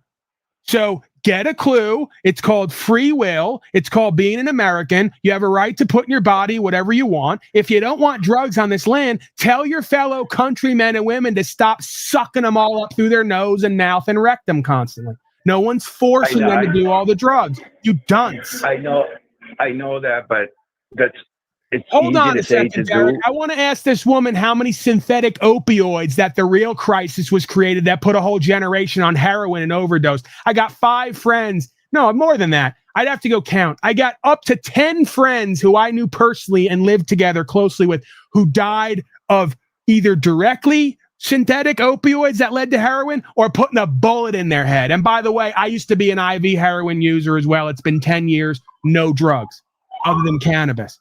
So tell me all about the cocaina, which is made from a plant that literally built all of Miami and Florida, you could argue, while you won't focus at all on the actual epidemic crisis of opioids, mainly heroin and fentanyl, that was started by prescribing from Pfizer and Moderna and all the rest, synthetic opioids. You ain't going to talk about that. You ain't going to touch that. And neither is Donnie, because they're part of his donors and backers and lobbyists. And you're a bunch of dupes who are delusional and frauded out. And you're hypocritical beyond all reason, by the way. We can't have those drugs till we can, right? It's just whatever they say it is, whatever they want it to be, right? This woman also forgets or never knew they made movies about the fact that all the cocaine and heroin came through the officials and through the military. This is mainline history at this point. Can't even be argued. Good luck talking to those people in the chat that are brainwashed. There's no hope for most of them. There's no hope for most. No, they're just complete. They'll just keep repeating Fox Noise, MSLSD talking points, left-wing, right-wing talking points. They'll just keep repeating them and don't understand it's an indictment on their character and lack of discernment. Yeah, it's clown world. We are in a official clown world. I'll say it again. A whole generation put on artificial stimulants, made us all suicidal and depressed because it changed our brain chemistry for ADHD, which isn't even diagnosable. You know how they diagnosed it? Paulie won't come to school with his 130 IQ on record and listen to us bullshit him all day, every day without asking questions. He's got ADHD. Better put them on some methamphetamine. By the time I was 18, 19, I was suicidal. My brain was burnt out. I had no ambition, and I didn't think I had any place in this world. Oh, your system did a great job for all the intelligent young ones who were curious and questioned their authorities, right? You stuck us all with a label and put us on drugs. And I literally know 10 fucking people myself who are no longer here because of it. And I almost succumbed to it at one point, overdosed twice. And you know why? Because they taught us all at 12 years old that drug solves our problems. You ain't going to talk about that. You ain't going to talk about how many people I know, specifically, including myself. I'm not a victim. I still chose it. But it was part of a mind and heart control epidemic of teaching young people at 10 and 12 years old that if they have problems in their mind and heart and in their body and in their world, the answer is pills and drugs. Then when eventually they went to the street for pills and drugs, you put them in a fucking box, as they did myself. Now I'm not a victim. I'm a victor. I've been clean 10 years. I'm thankful and grateful for the devil and all of its tests and challenges. I'm thankful and grateful for the Saturnian God of this world for putting me in a fucking box and having a guy in a black uniform walk up to me and deliver the truth to me in a way that I never wanted it. And he said to me, you don't love yourself. You don't love your family. You don't love anything in this world other than that dope. And you're a pathetic embarrassment and you deserve to die in this fucking cell. And he walked off as I was kicking and screaming and throwing up and detoxing. He wasn't necessarily completely wrong. Okay? So again, there is a method to the madness of God and the devil. The devil has a purpose here and does good sometimes. If it's not doing good, it's here to test and challenge us on who and what we serve. And what do you think that this universe came up with as a decision for a father who would allow their son to be put on methamphetamine derivative because he was questioning his authorities and wouldn't behave the way they tried to train him to be? That is devilish. That is demonic. That is statist. That is fascist because the big corporations made a pretty penny off drugging me to try to shut me up and numb me up and silence me because they couldn't handle me and, more importantly, the truth that was coming through me even at a young age. Okay? Oh, yeah. Nothing's changed. And if you let them today, they'll come right to this fucking door right here. They'll drag me out. They'll drug me just like they do all the other folks in Hollywood or in some kind of public eye and say, he was crazy. He was talking a bunch of nonsense. We had to take him to give him some shots and some pills. So he shuts up and goes back to being numbed out and disempowered. Gets comfortable with his dysfunction and delusion. Okay? So you're not kidding anyone. You're not bullshitting anyone. I fucking lived it. I'm still living it. I saw the 5 jabs and all the rest of it. And you want to sit there and tell me about pounds of cocaine off Florida. Nobody's forcing you dunces to suck up all the cocaine. And arguably, I'd rather have everybody on natural stimulants and drugs that come from plants rather than artificial manufactured ones that are overly prescribed. Okay, you may actually have to work and make a living and discipline yourself to sustain your habit. Believe it or not, there's a lot of people out there who may use drugs and still work and do what they need to do and upkeep their life. I don't promote it. I'm not for it. I don't do it at this point, right? But I'm not going to throw the baby out with the bathwater. Here's a clue, Jennifer. This is America. We're supposed to be a free country. If you're free to take Moderna and Pfizer shots for the gremlins in the air to keep you safe, and you're free to go on opioids and Xanax and everything else, you're free to toot some cocaine and go dance the night away at Studio 55 or whatever it is nowadays, right? That's called being a free man on a free land and being a free country. You want corporatism and fascism where the men and women can't use the drugs they want anymore and even trade in them or whatever else, which is their right because they're consenting adults. You want a world where they're putting a box for that while they have the synthetic drugs the corporations profiteer off of pushed on them whenever they have a test or a challenge or a problem. That's okay. And that's why I don't listen to you people or believe what you say, because you're stunningly hypocritical. And in your hypocrisy, there's a lack of discernment. You can't even make it make sense. There's way more people dying off of the synthetics that are being pushed than the cocaine. At least at one point. I don't know what they're mixing in there now. And ultimately, we've proven on other lands, making drugs illegal does not stop the drugs, does not stop people from doing the drugs. It just populates a whole bunch of private prisons so the fascists can make more money off of your rights and freedoms. And when you get to prison, they're going to say, thanks for using the street drugs we shipped in that we then made policies about so we could criminalize you while making money off the drugs and then making money off putting you in a box on the other end. And while you're here, Sonny, we're going to give you a couple pills from Moderna and Pfizer and make even more money. They're going to profit 3 times off the back of your duped out, slaved out, pathetic ass. And you'll sit right there and nod along with it and yell it out in my chat. But don't the prisons care about you when you get arrested? Don't they have you bend over and search your ass so you don't have drugs because they care about you? Of course they do, and they care about their public and want to keep them safe from all the drugs everyone's forced to do, don't you know? Remember, you don't remember this, but you remember when the government was saying cigarettes were healthy for you, the doctors would approve, pot was like the devil, you shouldn't smoke it because it was... And when did this government change its mind on all this? When it realized that it could make a pretty penny off of selling you a lie, the same thing it always does, right? Isn't that how it works? Yeah. Kill, steal, destroy through deception. And if we can make a whole bunch of money while doing it, hey, win, win, win, man. Win, win, win. Lucky strike means fine tobacco. Hold on. We got to pay the bills here, Derek. We got to go to our sponsors for the day. LSMFT. Well, yes, Moderna, Pfizer, and Lucky Strike. Cigarettes used to taste. Oh, yeah. Favorite brand of all doctors everywhere. Lucky Strike. If your smoking pleasure has been somehow misplaced, it's Lucky's for you. Yes, you get back to smoking when you smoke Lucky Strike.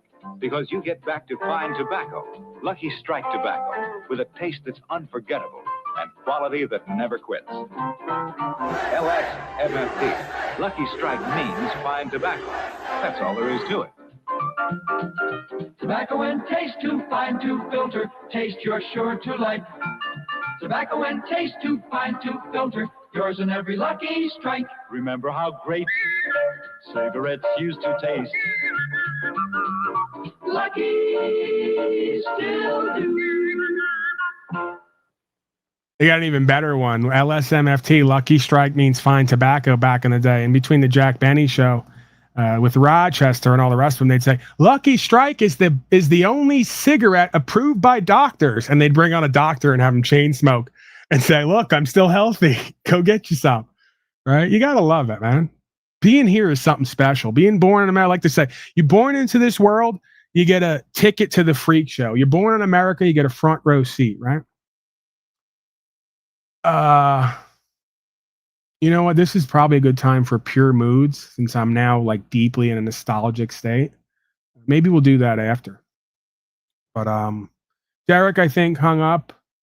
If you want to call in, 602-730-0122 or click the link. I'll throw the link once again. If it's not clickable, you got to type it in. Don't be a lazy slave all your life. Get what you need in this life, right? And like, share, subscribe for a chance to win. Don't ask me what. It's not really a prize. I'm kind of duping you there. I'm doing what your masters do, but I'm telling you about it at least, right? I'm at least polite enough to reveal the dupe to you. So the idea is like, share, subscribe, because the information, the understanding, and what we do here matters. And if you live that and understand that, you might be a winner in this life, even if everyone's losing around you while calling it winning. Okay? That's the idea. So just to let you guys in on the joke, non-joke.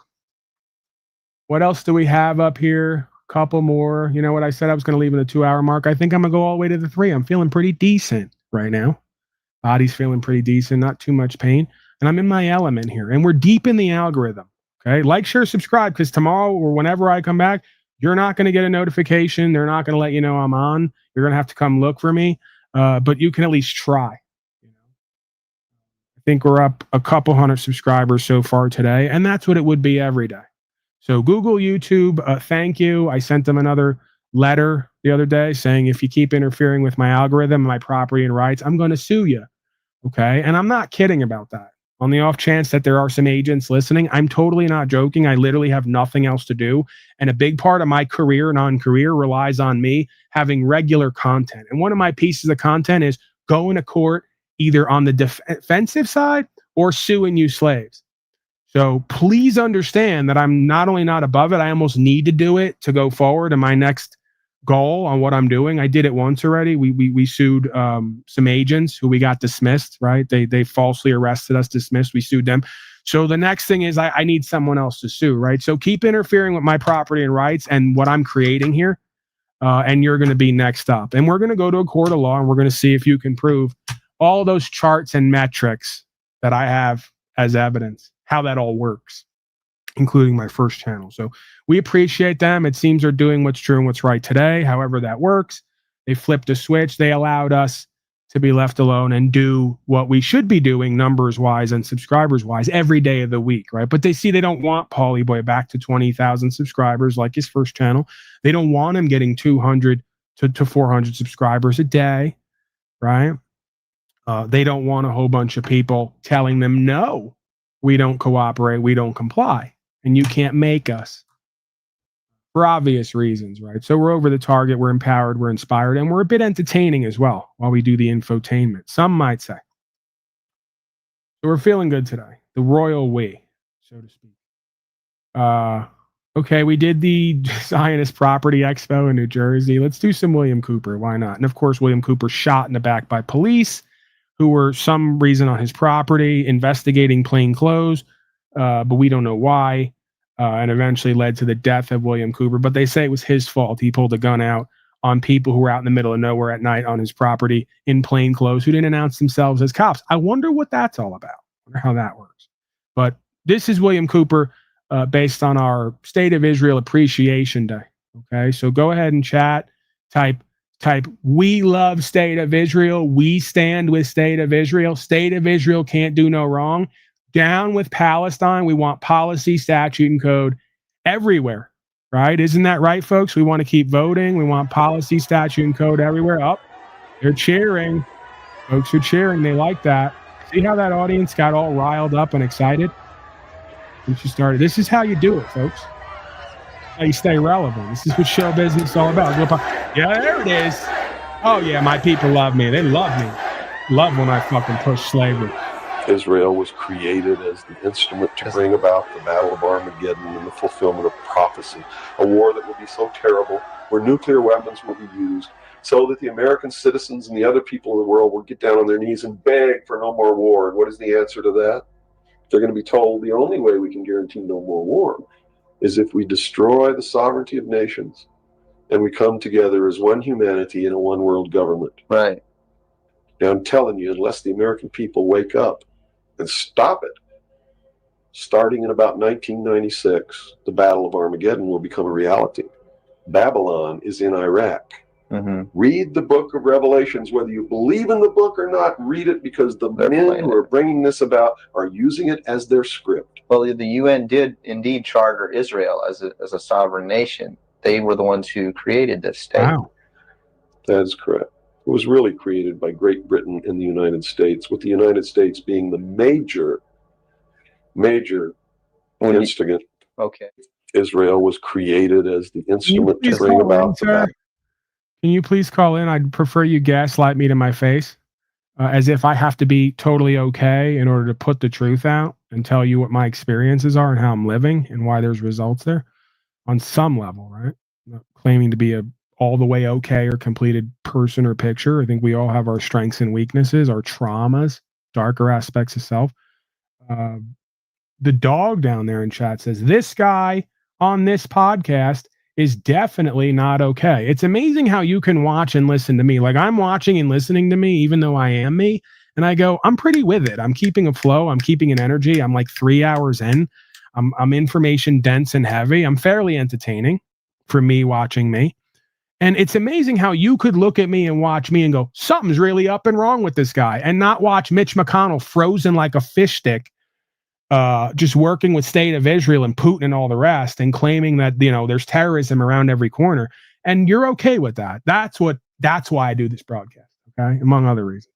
I am fascinated and entertained by that, how that all works and how that happened. Let's see here. We got a message. Carl is messaging me. It's funny, I heard you just say something about going after Google and YouTube, sent YouTube a notice of suit, and they responded. Yeah, well, I've had multiple instances of dealing with YouTube and Google and having to back them down and remind them of their duties and obligations and my rights. Okay? And how they like to abuse the system to interfere with people's property and rights and their creativity, their original creative content. Okay? And I'm non-monetized. See, I took a hit for about $4,000 a month minimum, and I can pull up all these charts to show you who and what I'm about, what I do. I took a $4,000 a month minimum hit in order to not be under the statism, fascism, and corporatism and have tax liabilities. Because you know why? If you link up with them and contract with them, then you owe them because they're your bread and butter. And then they're going to start telling you, like they did on my first channel, what you're going to do and not do. So at a certain point, like 6 months in, I just cut everything off. I said, well, I'm going to have to do it again, Paulie boy. Have to give up my numbers and my money and all the other things people come here to chase in order to do what's true and what's right and stay out of their jurisdiction. And I did. Okay. So, and again, I'm not really even upset or mad about it. I'd rather be free and get less and do what's true and what's right than get more and have to suck dick to maintain that position. Okay. And I can't say the same for most of you out here, most of you non-tank creators, unfortunately. There's a paltry few who have any kind of self-respect, respect for truth and integrity, and is willing to give everything up to be given everything back. As far as how God perceives it, right? God will decide what I get and not get, not my flesh. Because if that was the case, I would have had to sell out to get a check, right? If that's the case, I'll do my broadcast for free every day and I'll go back to working part-time. And that's how we solve that issue. I need to move my body more anyway. Win, win, win. Speaking of which, Ian C., that's Gorilla Gem, says, for On Fire with the Truth, as always, thank you for your contribution and support. Here from the beginning. A lot of these folks here from the beginning, and they are a blessing to I. There's no doubt about it. I really can't even express in a certain way, especially when I'm off camera, right? When I go sit with myself or in the middle of the night at times, I say, you know what, I really am thankful and grateful and blessed. And it's just a testament to what aligning with this truth and rights and freedoms can do, to continue to move forward and have a livelihood in some ways without having to cooperate and comply. So, non-taxable events from extended friends and family in a gifting format. That's what I love. We love that here. Okay. If it's with a pure intention, if it's for what's true and what's right, right? Don't pay me to be a jerk off and an asshole and a slave and a coward like everybody else here. Well, don't pay me at all, right? Because gifting is not paying according to the legal society and all their double-minded, double standard word games and all the rest of it. Hey, it's cool with me. I don't understand it. I don't need to understand any of it. All I know is I looked it up and it's right there. Gifts are non-taxable events, extended friends and family. Dual jurisdiction, again, by the way, that's why Cash App and PayPal has options for business and family. Because one's private, non-taxable, gift and exchange, voluntary gift and exchange. The other one is a commercial interaction. If there was someone in the back, I was going to bring you up. I'll throw the link again, come back. Don't run off. Just got to let me rant and ramble and say what I got to say. Jeremiah J., for as always, thank you for all that you do. I appreciate you, Jeremiah. Straight out of the scripture. We got a Paul, we got a Jeremiah, we got a lot of these folks. Scott B. is also an amazing man. Okay. Says, I appreciate your passion, peace, and blessings. Thank you, Mr. Scott. Scott, I emailed you, Lou, and a couple others from this experience who have been contributors and supporters who are loyal to the truth, who seem to have discernment. And it seems that you're able to care for yourselves and you have your act together somewhat, probably more than I do in certain ways. As a matter of fact, definitely. I may not want to admit it, but I emailed you guys because I'm curious if any of you got some loot and you want to get together and go in on some land. If not, I will go forward with whatever I'm able to get. I'm able to get more. I'm probably just going to choose not to because I want to be able to live off of what I have and sort of reinvest in certain ways. I don't want to tap myself out going into land and everything else. So either way, I'm going to move forward with that. If you folks have any interest in that, I think it would be an interesting endeavor. If nothing else, we can always just get more better land, parcel it out, and everyone can have their own spot. There's no obligations to work with each other or care for anybody else. I'm not starting a cult or a commune here. I just honestly think that it would be in our best interest to start to relocate around people who are our neighbors and townspeople who have the same ideas and goals in mind, and if possible can work together. If not, just work for themselves, care for themselves, and be in the general vicinity in case we need to help each other or in case of any times ahead, right? I don't see that as a negative thing. I see that as potentially one of the things God has brought me here to do. To get with other people, co-create, get on the land, and start to form some fashion of community. Dare I say, dare we attempt that, right? So that's already underway. It's already happening with me and a few others around here. If you have interest in being a part of it, and again, here's the caveat, I can't deny it. I'm not here to like pay for or take care of other people. You have to have everything that you need to go in for your portion, right? To be a part of the greater picture, because that's just the reality of it. If you get 10 people together and everybody has 20 to 40 K, and they throw in, they might be able to get a better piece of land in a better spot. And then we can parcel that out based on the percentages and make sure that it's fair and balanced, Fox Noise style, right? Fair and balanced, no spine zone.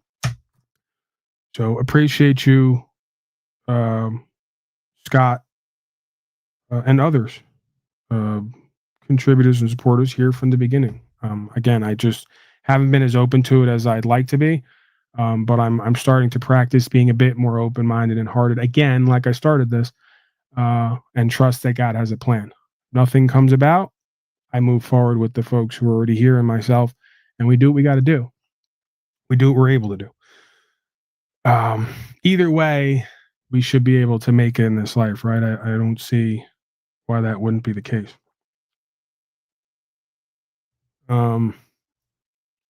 Best to do your inner work and stand in your own power, or could deny what's for you. I would accept that. I think that's an ongoing process, and I think that I'll speak for myself. I'm always having to come back to the drawing board, refocus on myself, look at myself, check in with myself and my relationships. Am I really who and what I'm meant to be and could be, or am I accepting less for myself and whoever's around me in all ways? You know what? The answer is yes, more than I'd like it to be, I guess, is the reality of it. So, yeah, you're never too old to consistently check in on yourself and your relationships, see who and what you are, how you got that way, and how to maybe better yourself and your situation, mentally, emotionally, spiritually, physically, right? It's all of it.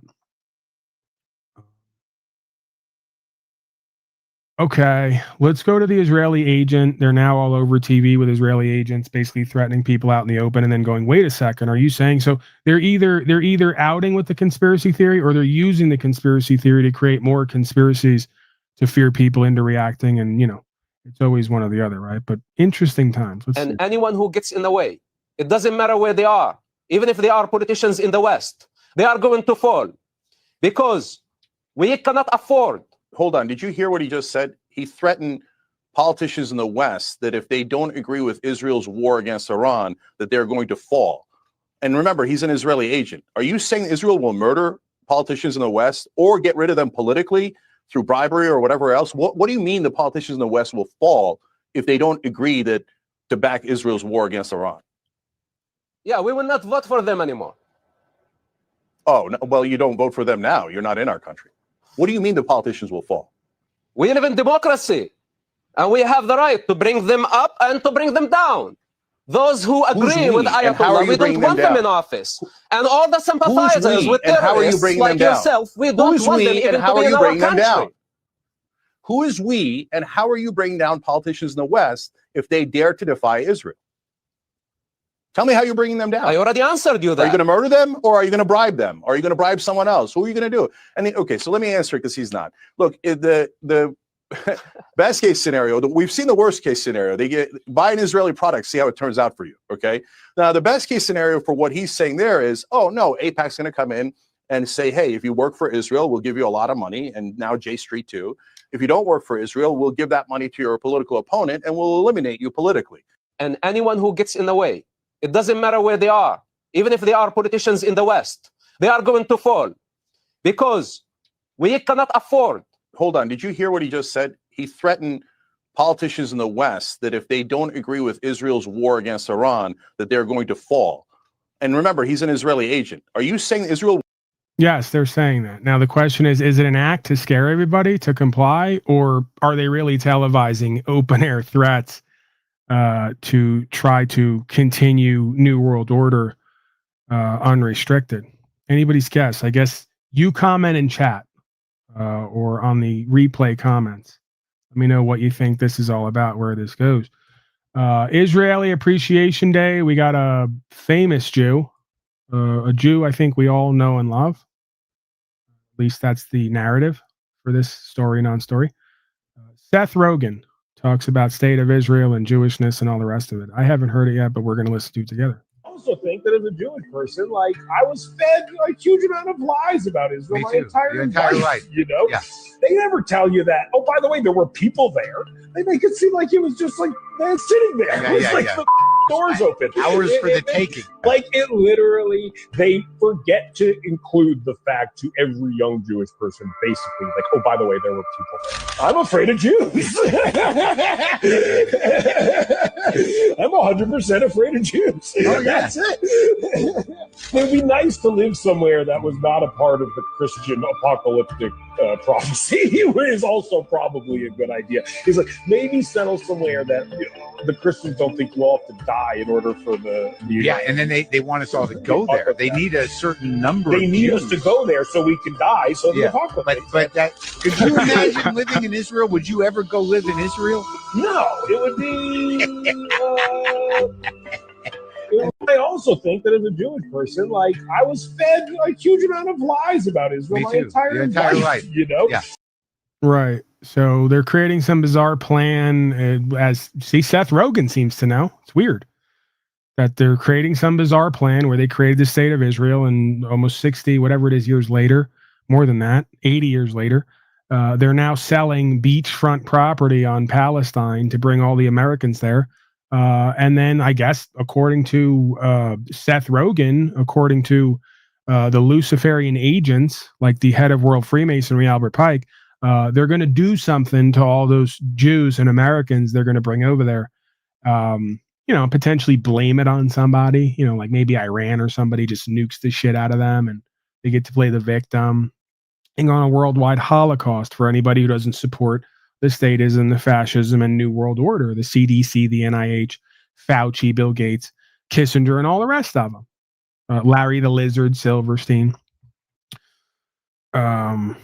Is it a Jewish conspiracy or is it a Zionist conspiracy using Judaism as a front mask in order to be above critique and criticism? Because if you critique and criticize any of it, you're anti-Semitic, don't you know? It's a little bit anti-Semitic.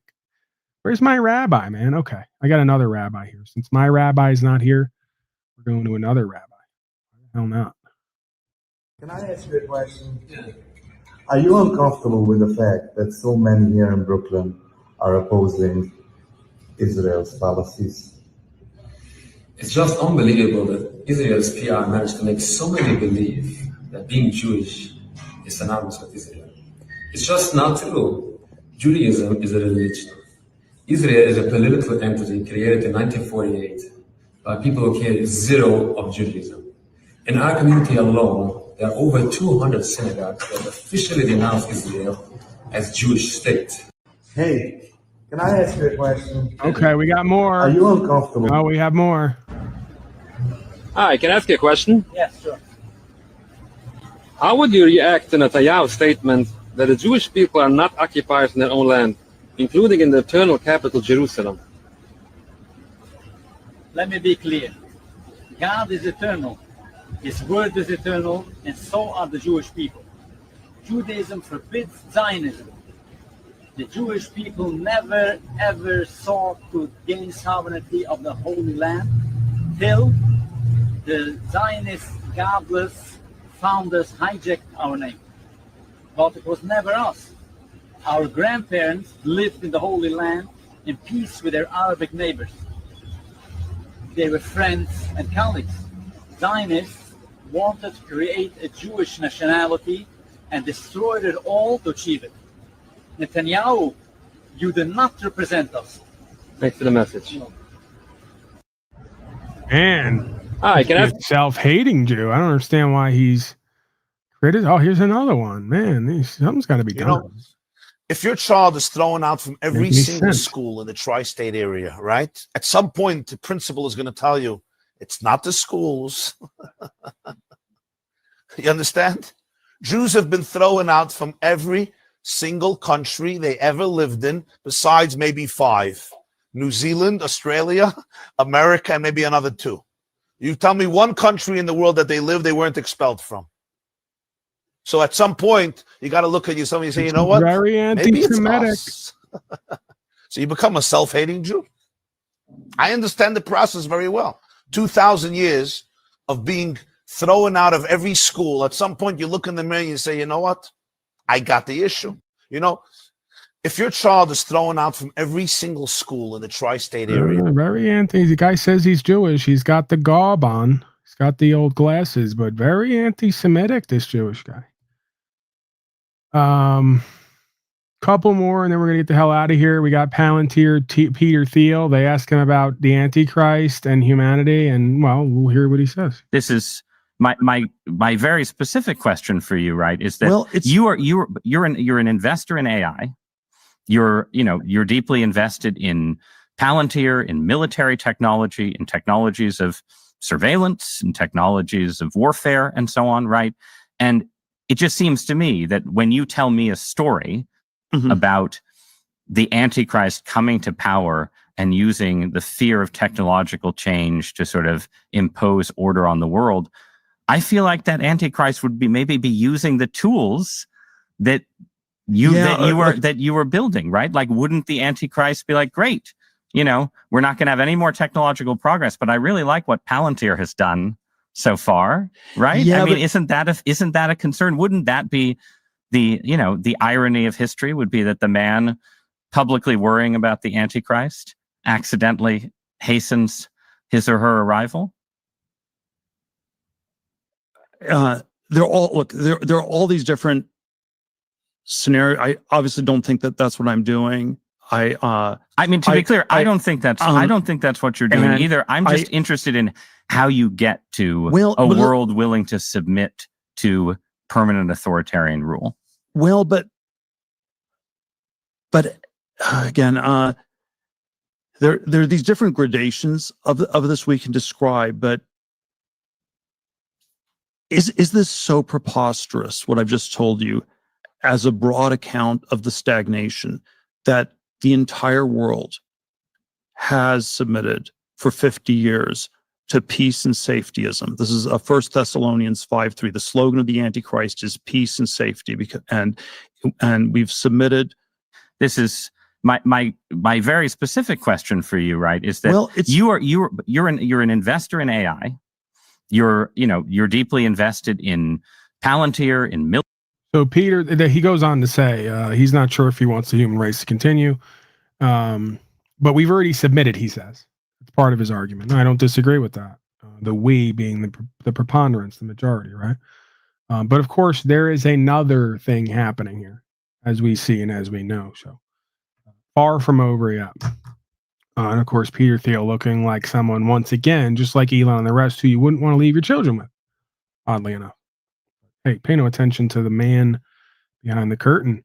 Harry Truman, State of Israel Appreciation Day, and a couple more, and then we're out of here, folks. I'm telling you, I'm leaving. I'm not good with goodbye, so it's an extended goodbye. You know specifically that a lot of Jewish people are against you, too? Well, there were a lot of Jewish people against me because they wanted the whole of Palestine. As I say, they wanted to drive all the Arabs into the Tigris and Euphrates rivers. Among the Jews, the Zionists particularly, who were against anything that was to be done if they couldn't have the whole of Palestine and everything handed to them on a silver plate so they wouldn't have to do anything. It couldn't be done. We had to take it in small doses.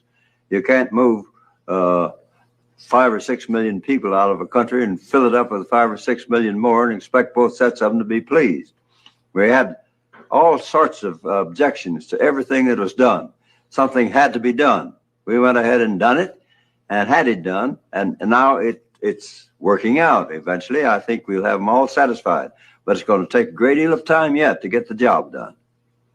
Can you tell us specifically that a lot of Jewish people are against you, too? All right, so Harry Truman, way back in the day, admitting that the conspiracy was still there. They want to take over Palestine, exterminate these people, and they want the United States to be on board with it, oddly enough. CIA whistleblower, John Stockwell. It's in the stack. Let's see what we got here. Not even sure what it is. Functioning constitutional democracies in over 20 countries. We manipulated elections in dozens of countries. We created standing armies and directed them to fight. We went after to organize ethnic minorities to encourage them to revolt. The first thing we did in Nicaragua was to go to the Mosquito Indians, who had never gotten along with the other people in Nicaragua very well, and give them more money than they had seen in the entirety of history, and arms and training and rationales and sanctuaries in Honduras, and sent them into Nicaragua to attack, kill, fight, rape, burn, pillage. And this has been a technique the CIA has used in Nicaragua, in Thailand, in Vietnam, in Laos, in the Congo, in Iran, Iraq with the Kurds, in different parts of the world. We created, trained, and funded death squads like the Treasury Police in El Salvador. And we've assassinated world leaders, including the United States President in 1963. And I'll get to that in more detail in just a moment. You can never be sure how many people are killed in the jungles of Laos or the hills of Nicaragua. But adding them up as best we can, we come up with a figure of 6 million people killed, minimum figure. It has to be more than that. These things are all done in countries of the third world where the governments don't have the power to force the United States to stop destabilizing the country and brutalizing their people. We've set out to overthrow. All right, so for all the folks in chat who are just completely delusional and denial, there's a CIA whistleblower. We have plenty of them if you want them. I mean, hell, we have, you know, let me give you some Clausen. This is evergreen. Clausen is. Never gets old. So this is an Israeli lobbyist stood up over 15 to 20 years ago, said we got to get to war with Iran. Not only that, all major wars, some might say, were allowed to happen or made to happen so we could go on expansionist war campaigns, right? So war is a racket. Smedley Butler, one of the highest ranking generals in the military, he wrote a book. That was the title of the book. War is a racket. So we have many generals and commanders and assets and agents, CIA, FBI, others, who contend based on the facts and the evidence and their own damn experience, if you can believe that, right? I know they have so much to gain by coming out, putting their career on the line to tell us all about how you're choosing slavery and genocide over and over again. You're paying to get it done as well. You know, I'm sure they just want like numbers and money. They just want to be famous online. It's not that they're actually caring and passionate and serving the truth. You know, they're just like me, actually. They're money hungry. They're power hungry. They're rejecting the truth constantly, projecting onto all the people trying to help us and keep us safe because we all just want money and numbers and to be famous. It's not about the truth and what's right and actually stopping the damn slavery and genocide. No. So let's go to Clausen, again, Israeli lobbyist, and listen closely to what he's saying, you know, and how he's using the lawyer speak to avoid liability, right? Some folks might say. I frankly think that crisis initiation is really tough. And it's very hard for me to see how the United States... Stopping it right there. I don't usually stop the clip. But for those who are a little slow, let's just be clear. The first sentence, and then I'm going to play it through. The first sentence is, I think crisis initiation is rather tough. He's admitting that they want to initiate crisis and that it's difficult. They're actually like, you know, lamenting. You know, they're sort of resigned to the fact that, hey, we really want to go to war and do expansionism here, but crisis initiation's kind of tough. It's kind of tough to blow shit up and blame it on people and then teach everybody what's not going on. I frankly think that crisis initiation is really tough. And it's very hard for me to see how the United States president can get us to war with Iran. Which leads me to conclude that if, in fact, compromise is not coming, that the traditional way of America gets to war is what would be best for U.S. interests. Some people might think that Mr. Roosevelt wanted to get us into World War II, as David mentioned. You may recall we had to wait for Pearl Harbor. Some people might think Mr. Wilson wanted to get us into World War I. You may recall he had to wait for the Lusitania episode. Some people might think that Mr. Johnson wanted to send troops to Vietnam. You may recall we had to wait for the Gulf of Tonkin episode. We didn't go to war with Spain until the until the Maine exploded. And may I point out that Mr. Lincoln did not feel he could call out the Federal Army until Fort Sumter was attacked, which is why he ordered the commander at Fort Sumter to do exactly that thing which the South Carolinians had said would cause an attack. So if, in fact, the Iranians aren't going to compromise, it would be best if somebody else started the war. One can combine other means of pressure with sanctions. I mentioned that explosion on August 17th. We could step up the pressure. I mean, look, people, Iranian submarines periodically go down. Someday one of them might not come up. Who would know why? We can do a variety of things if we wish to increase the pressure. I'm not advocating that, but I'm just suggesting that this is not a either-or proposition. Of, it's just sanctions has to succeed or other things. We are in the game of using covert means against the Iranians. We could get nastier at that. There he is, Clausen, Israeli lobbyist. We are in the game of covert means and getting to a war with the Iranians, and we could step up the pressure and get nastier at that, some folks might say. Well, I think that's exactly what they decided to do, since this clip was over 15 years old. I think that's exactly what they decided to do. Full-on, terroristic, blowing shit up, blaming it on people, propaganda campaigns, silencing dissenters on their own land, putting people in jail for protesting the state of Israel, and having 422 out of 430 congressional delegates all voted, keep giving billions and trillions to the state of Israel because they're all duped, they're all bought off, they're all compromised, and they're all working for the banking society that runs the state of Israel, that runs United States Corporation, and runs the United Kingdom, and I can go on and on and on and on. Either see it and get it or you don't, but just keep voting, paying the tax, and following the codes. It's all going to get better soon enough. Don't you worry, folks. Somehow it's all going to get better by everyone doing little to nothing. Doubtful, but God has a plan as well, so I can't completely rule it out. I know what I'm going to be doing, especially the more and more my body heals. This pain goes away, presuming it does, right? I have faith that God will heal me and restore my body. And I'm going to get back to my activism more than ever, potentially, right? But I will still continue in certain ways, even if I do have the pain. But I'm not as centered and strong in my conviction as I have been and could be with these ailments. They're definitely a test and challenge. But hey, maybe that's part of the point, right? Am I going to continue on and have to go to a box and go through this shit? With or without my physical health. I mean, at the end of the day, I did it to myself the way I've been living. So I really can't blame anybody or anything else.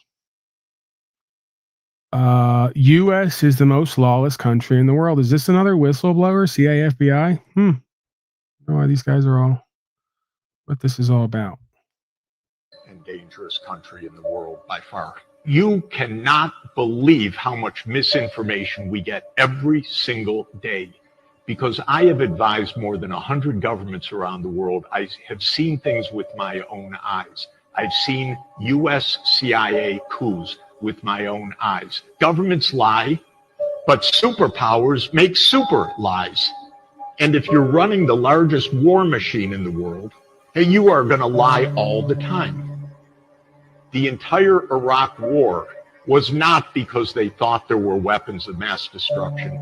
Weapons of mass destruction was the outcome of a focus group inside the Pentagon. How are we going to sell this war to the American people? Who made the decision 2 days ago that ATACMS can shoot deep inside Russia? Another brilliant move. We don't even know if the President of the United States is compos mentis right now.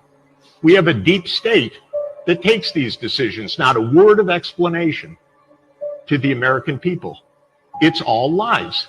And I've seen it all through my life because I've been advisors to prime ministers and to presidents and to central bank governors and to some of the wonderful people on this panel.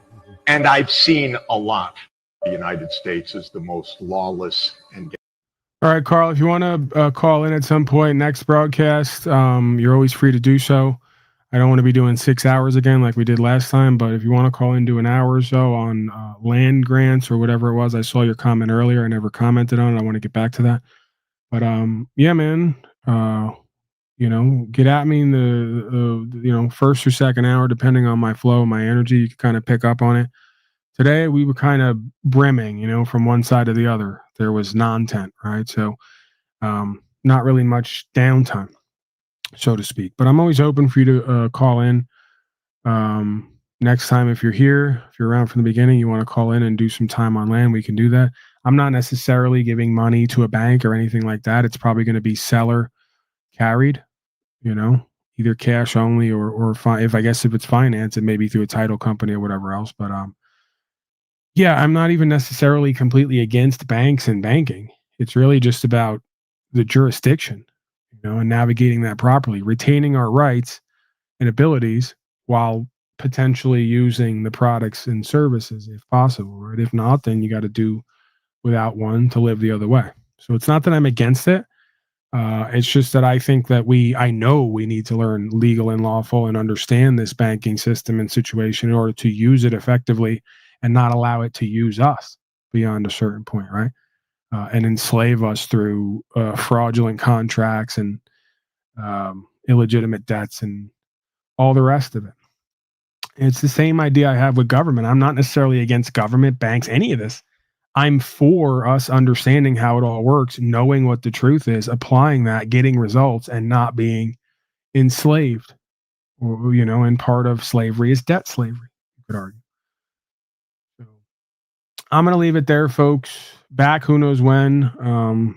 As I start to feel better, I'll show up more frequently. If not, pretty much once every 4 days or so has been the theme lately. Appreciate all the contributors and supporters. I think we got another 100 or 200 subscribers tonight, and we did about 30,000 views. Okay, so it's good to see. Once again, Google and YouTube laying off for today, allowing me to do what we would be doing normally if they didn't interfere. And I look forward to more of that, right? If not the same time, same destination, and similar, if not same understanding, right? The truth doesn't change. So don't be surprised if I loop here and there. There's a good probability that's going to happen. Paul enlisted on the way out. Say goodnight to the bad guy. Bye.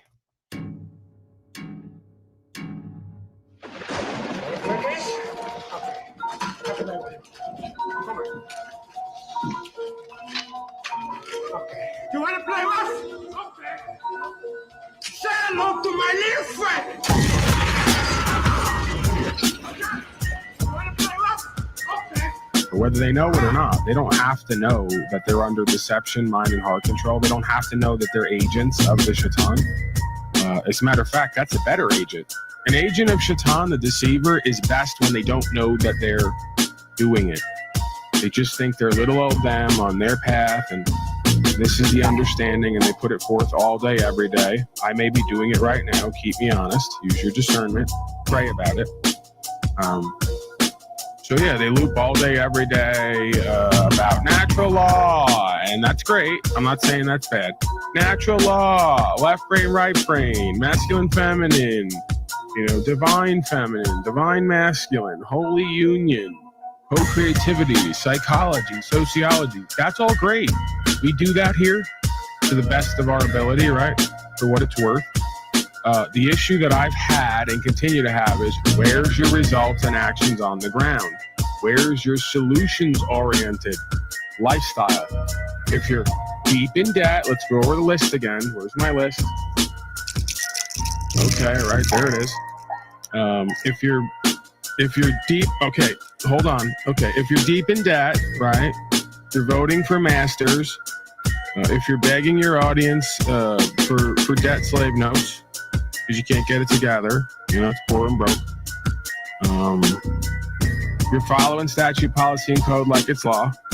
When you finally go to court, where it all matters, where it's all won and lost, where it's all put on record, you fold like a cheap card table, like Alex Jones, another one you can put on the list. Another loser, failure, who was all bark and no bite.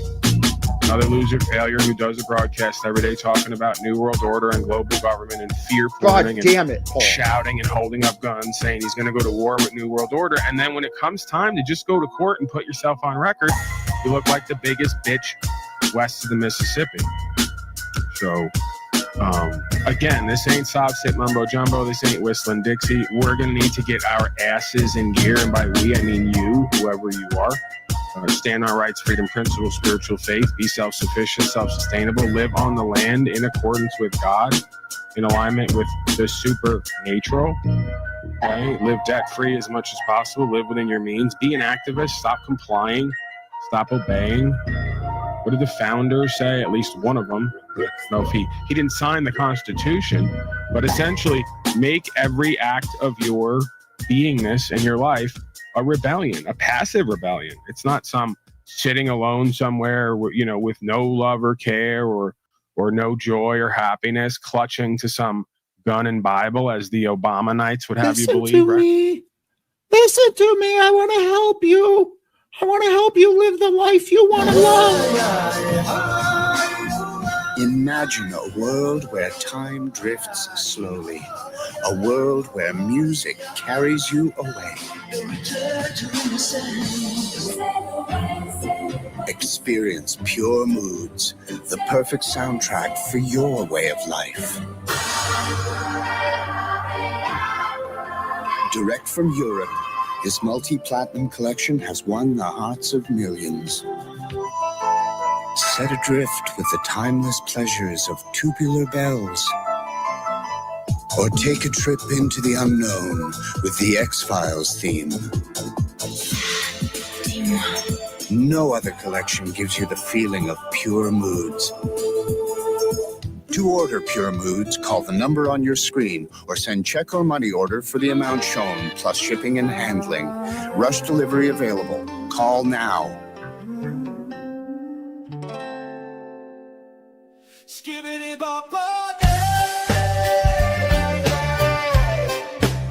Watch your step now. Jump back, catch the law. Just the other day I was watching the chat. Half the slaves was talking about they homeboy Jack. Did you see what he said? OMG, what'd he say? OMG, I'll have to tell you I was watching all day. Those cupcake motherfuckers don't know how to be free. If they only knew the law, they could see what I see. I know the law really well, cause I read UCC. If I was a life coach, you listen to me. That's you, caught in the drift, waiting for a sign, looking for a leader that you can't define. That's you, stuck in an echo, never breaking free. You follow the current, but you don't even see. Skibbity-bop.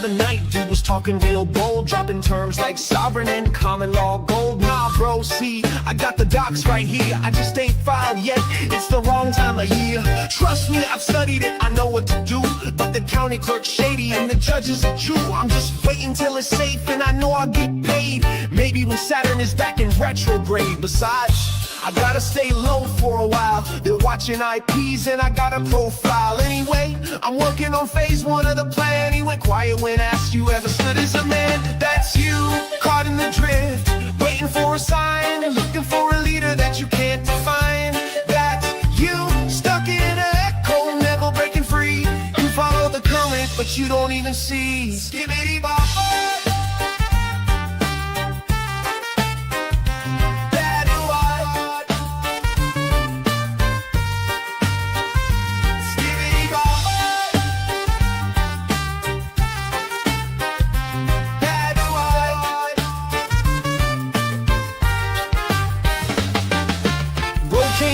Like he owned the place, typing all caps with the crooked face. Oh great, more soft sit clown shit here. Where's the tinfoil clowns and the flat earth quiz? Let me guess, you don't pay taxes. You should be arrested, a criminal felon who didn't get his vaxes. I'm telling you, I know the law better than you. I read the USC, my lawyer knows what to do. What I want to know is, why are you free? That, and please tell me what you're offering me. He's a fed, he's a fraud, he's broke, he's a broke.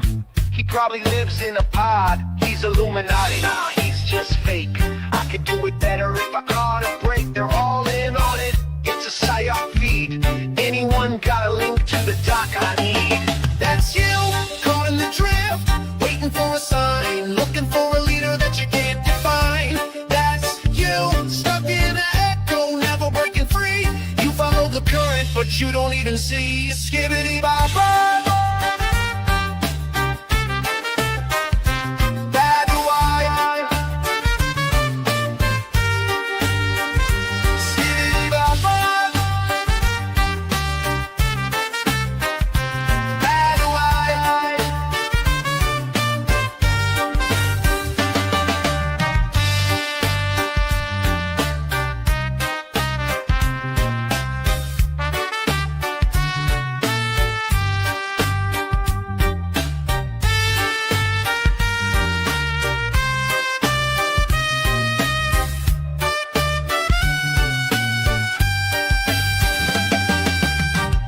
Skibbity bop, dibba dabba dow, ticka tacka tacka pop, dibbity dop, dop, dow, dow, whoa, bada, whoa, yeah. That was me, caught in the drift, waiting for a sign, looking for a leader I could never define. That was me, stuck in my echo, caught in the feed, following the current I thought was me. Skibbity bop bop.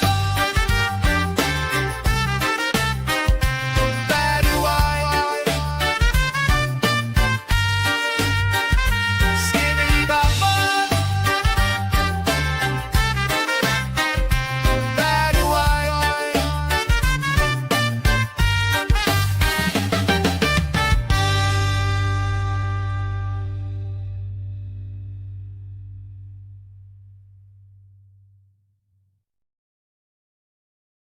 That's you.